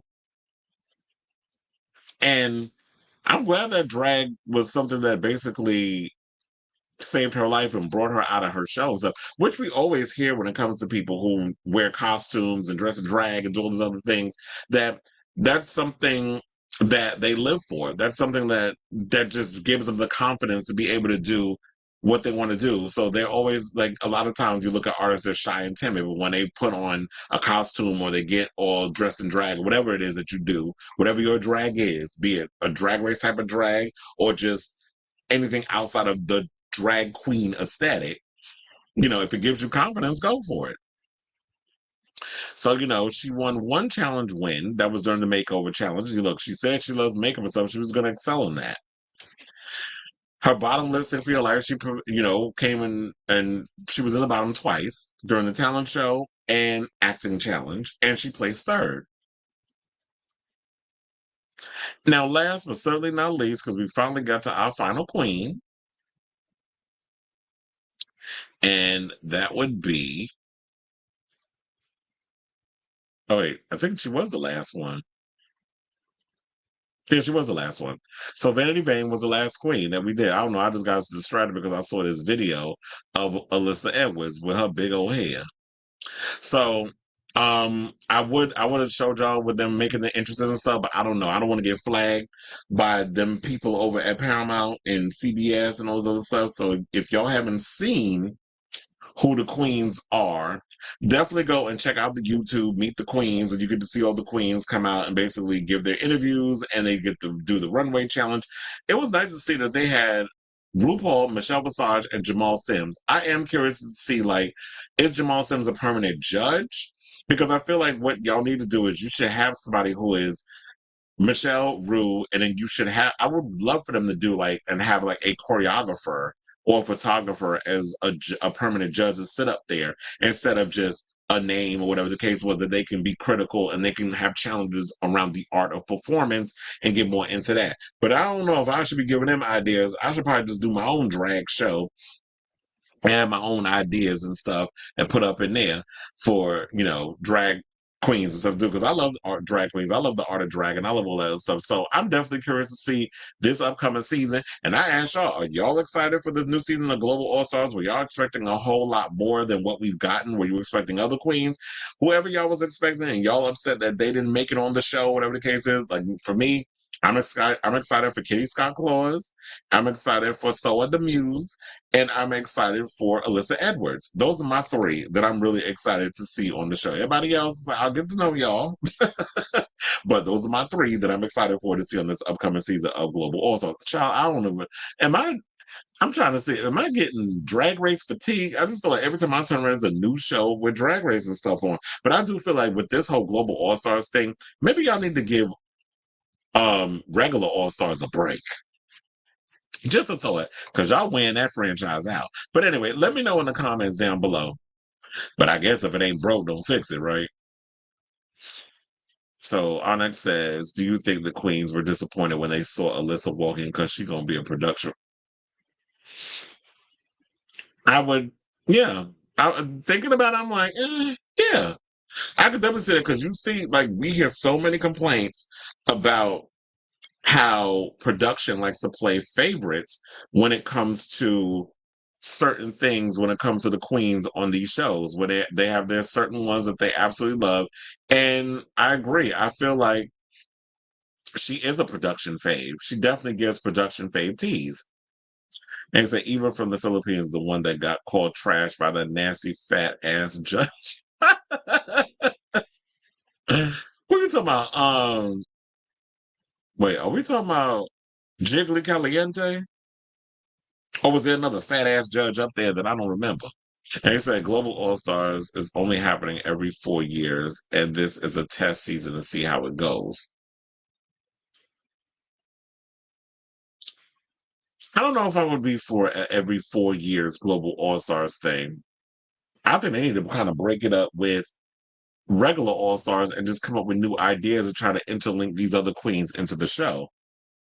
Look, I got ideas for a drag show, but I'm not giving that out because I don't need nobody trying to steal my stuff. So I just need some people to help me develop it and put some money, throw some money up in it, and I host it. Then we can get to getting. But you said not Jiggly, but there was another judge who called her trash. I know sometimes like, okay, y'all can get constructive criticism without being real nasty with your comments. So nasty and so rude, in the words of Nene Leakes. But anyway, speaking of All Stars, let's get into this tea about Laganja Estranja, who is finally revealing what it would take to get her back on All Stars. So one of the things I know over the years, fans, ever since her season of Drag Race with Bianca and all of them, I feel like a lot of people haven't given Laganja a fair shake. She has rehabilitated herself and she's become and grown so much. I've worked with Laganja a couple of times since Drag Race, and she's kiki. She's fun to be around. She's and I've helped a friend of mine when we worked on a couple of shoots and stuff with her. So I would love to see Laganja come back. And the closest we got was when she came on as a lip sync assassin. I felt like that production allowed her the grace of just really coming in and really solidifying herself in regards of getting back in the good graces of the audience, because I feel like people still be holding old ass grudges when it comes to the way they see people on TV, and they just want to trap that as a moment in time, and that's how they always are, which is not always the case. So she's finally revealing what is going to get her back. Remember when she came to the room? Yo, what else? Hey, come on, season 6, let's get sick, It's like when she did all of that, and that was cute or whatever. And she's always good with her damn dips. I know I hate when y'all call dip drops. It's a dip. So now, we already said that she never had like the biggest. She had the best run because they felt like she wasn't being authentically herself when she was on her season of Drag Race. The season she was on with Bianca Del Rio. But now that after the 8 seasons of All Stars and an ongoing transition later, she's returned. She has not returned for a second go. Now, she did speak to Pink News because she released a new single by the name of Hot, or Hot, HAWT. Laganja shares that her perfect work when return wouldn't feature the queen as a competitor. She said the dream scenario is that I get to go back as a choreographer and that I get to leave my mark on the franchise that way. That's ultimately what would really make me happy, comfortable, and also be more authentic and true to myself. So if she were to present herself to the judges one more as a contender for a crown, though, Ms. Laganja Estranja explains exactly what would have to fall in place for the dream of so many Drag Race fans to become reality. She says, in order for me to compete, the stars that would have to align would be financial stability. She says, in a nod to the hundreds of thousands of dollars being spent by the girls on runway packages in recent seasons. She said, I would have to be happier with my body and further along in my physical transition. This is what she said, before conceding that while a non-elimination season such as All-Star 7 and 9 means you get to show all your looks, it's also not as fun. She continues by saying, ultimately, what would need to align for me is my spirit. I think my spirit is too back and forth, and I don't think that going into that show with the back and forth spirit is the way to move forward. You have to go in knowing you're the best and that you have a chance of winning. And if you really don't feel that way, then you're probably not going to perform that way. So to round off her answer with a defiant glimmer of hope for an All-Stars return for fans, Laganja says, there is something in me that does want to go back and show people. I just don't know when that will be, and that if the stars will align in that way. So, hopefully she does decide to come back. I would love to see Laganja come back on the show and compete. But you want to know something? She did bring up something that I was like, you know what? That is a really good idea. I don't understand why RuPaul has not incorporated a lot of the past queens on the show to be a part of the challenges with the girls. Meaning, if you have a choreography challenge where you need a choreographer, you have someone from the past that comes on that's a fan favorite, like a Laganja or Alyssa Edwards. They did that before. Didn't they do that before with Alyssa Edwards? Like one time they all came and they did a challenge and Alyssa taught them some choreography and they added it to the show, whatever. I don't understand why they don't do that. You can have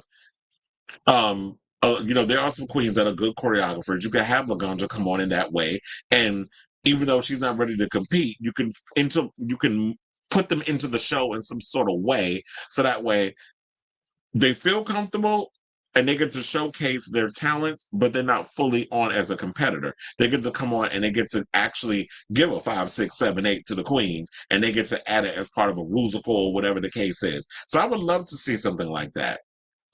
So I say all this to say, are you guys looking to, or do you want to see Laganja come back to All Stars? I would love to see her come back on, but she's in a different place in her life. She's on she's on a different path. She's on a new journey. She's getting along in her transition journey, and when she gets to be her well-rounded, full, complete, authentic self, then she'll come out and she'll, I guess, present herself in a way where she'll want to compete on the show. But I do hope that she decides to come back. And, sorry, but there's no real guarantees in the fact that, okay, you can have in your mind that you're going to win the show, but there's no guarantees that you're actually going to come on and win the show, because not everybody is, not everybody's a winner. Like, we can't be doing that. There can only be one, in the words of, Highlander. So we can't just necessarily be like, now, if you can have it in your mind and you could be the contender and a winner or whatever, but if you don't win, you need to be okay with the fact that, you know what, I went on the show, I got to showcase my wardrobe, I got to show off my fashions, I got to live my best life, I got to rehabilitate my image, because that moment in time, people still got me thinking that I was that girl on that season with Bianca Del Rio and Adore Delano and Courtney Act and all of them. But that's not necessarily where I'm at years later. It was like over a decade later. So I hope that Laganja reconsiders that once she gets to a place in her mind, body, and spirit that she's ready to come back on Drag Race and compete. And I get it. This show is crazy with the amounts of money that a lot of these girls are required to spend just so they can show off their fashions on TV. And then they left broke or whatever the case is. I understand it's a big investment, but down the road, once you leave the show, you can make all that money back if you're willing to put in the work. So let me know what you guys think of this story in the comments down below.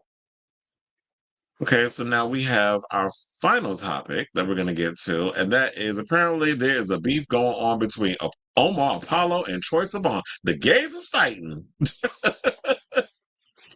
So Shout out to the gay blogs for this tea. So Omar Apollo has slammed rumors of a beef with fellow pop prince Troye Sivan. Is he really a pop prince? We'll entertain it for the segment. I mean, I like Troy's music, but nowhere near pop royalty. You got to drop a couple more bops to be doing that. But anyway, they said after it sparked speculation of a rift between the pair. Now, rumors of beef began between the Mexican-American hitmaker Omar Apollo and Australian pop star and head of horny gays, Troye Sivan. That, it all kicked off in June when the former released his second studio album, God Said No, accompanied by a stark message about the LP's content. Excuse me. And I don't know if y'all listened to God Said No, but that is like one of my top albums of 2024. And I actually liked Troye Sivan's Something to Give Each Other. But Omar Apollo is definitely giving me my life with this album. So the post, which has now been deleted by Apollo's Twitter account, reads as follows: God Said No out tonight at 9 p.m. This is not loose booty hole music or popper music. There is some feel-good tracks, but we're delivering art today. I already see a few twinks complaining, don't listen, and seek to be therapized elsewhere. Well, look, one thing about Omar Apollo is he's a troll. Like, to me, he does a lot of this silly stuff on social media. Like, people started dragging him because he did an interview and he said something or another about how, he's written songs. He had ex-boyfriends that weren't attractive and that ugly people could come to his concerts or something or other like that. And people were trying to say, oh, well, he ain't even attractive as there. I said, you know what? A head dog will holler. It's like, I'm sitting there just cackling at the shit. And I truly come from the school of if it don't apply, let it fly. But everybody always want to sit and be offended by stuff that people say. It's like, can't we just like have a cackle and just laugh and just go along with shit and without people always just trying to find a reason to just throw tomatoes at somebody? So he said, but the loose booty hole music comment, child, that was a cackle. I'm like, child, you better leave them papa lovers alone. Now, for those struggling to make the connection between Apollo and Sivan, look, we already know, like, Troye Sivan came out with a song called Rush. Rush is the name of poppers. That's one of the name of the companies. There's so many others, Jungle Jews, whatever the case was, they have different names for poppers. Rush is one of them. And you see, like, there was a play off of that in his song. Now, fans began to incorrectly connect the dots and assumed that Apollo's post was shading Sivan, but in a follow-up post on July 13th, the former has taken to Twitter again to tell us that is not the truth, Ellen. He said, the fact y'all think I had beef with Troye Sivan is hilarious. He met my dad and I met his mom at the last show we played together. Very sweet woman. I get it, though. Negativity is appealing and I expect nothing less on this app. LOL, he's always been a great friend. So that's what he said. Now, fans have praised the singer for shutting down the beef. One wrote, this thinking every gay guy either has beef or is sleeping with each other stigma needs to stop. And I totally agree with that because I'm so sick and tired of people thinking that just because we gay, we either fighting with each other or we actually fucking each other. And it's like, I don't be doing either. If I'm going to have beef with you, trust and believe you'll know what it is. And I don't sleep with all of my damn friends or every gay man that I encounter. Like, that's just a lie, stereotypical, and corny. Another posted, they really try to start drama from nothing. It's crazy. And a third took the opportunity to ask for the pair to work it out on a remix a la Lord and Charlie XCX. Now that I agree with. Do a remix. I mean, do like a dance song and y'all work it out on the remix. Now, Apollo's God Said No does not feature Sivan, but it does feature my other husband, Pedro Pascal, on a song named Pedro.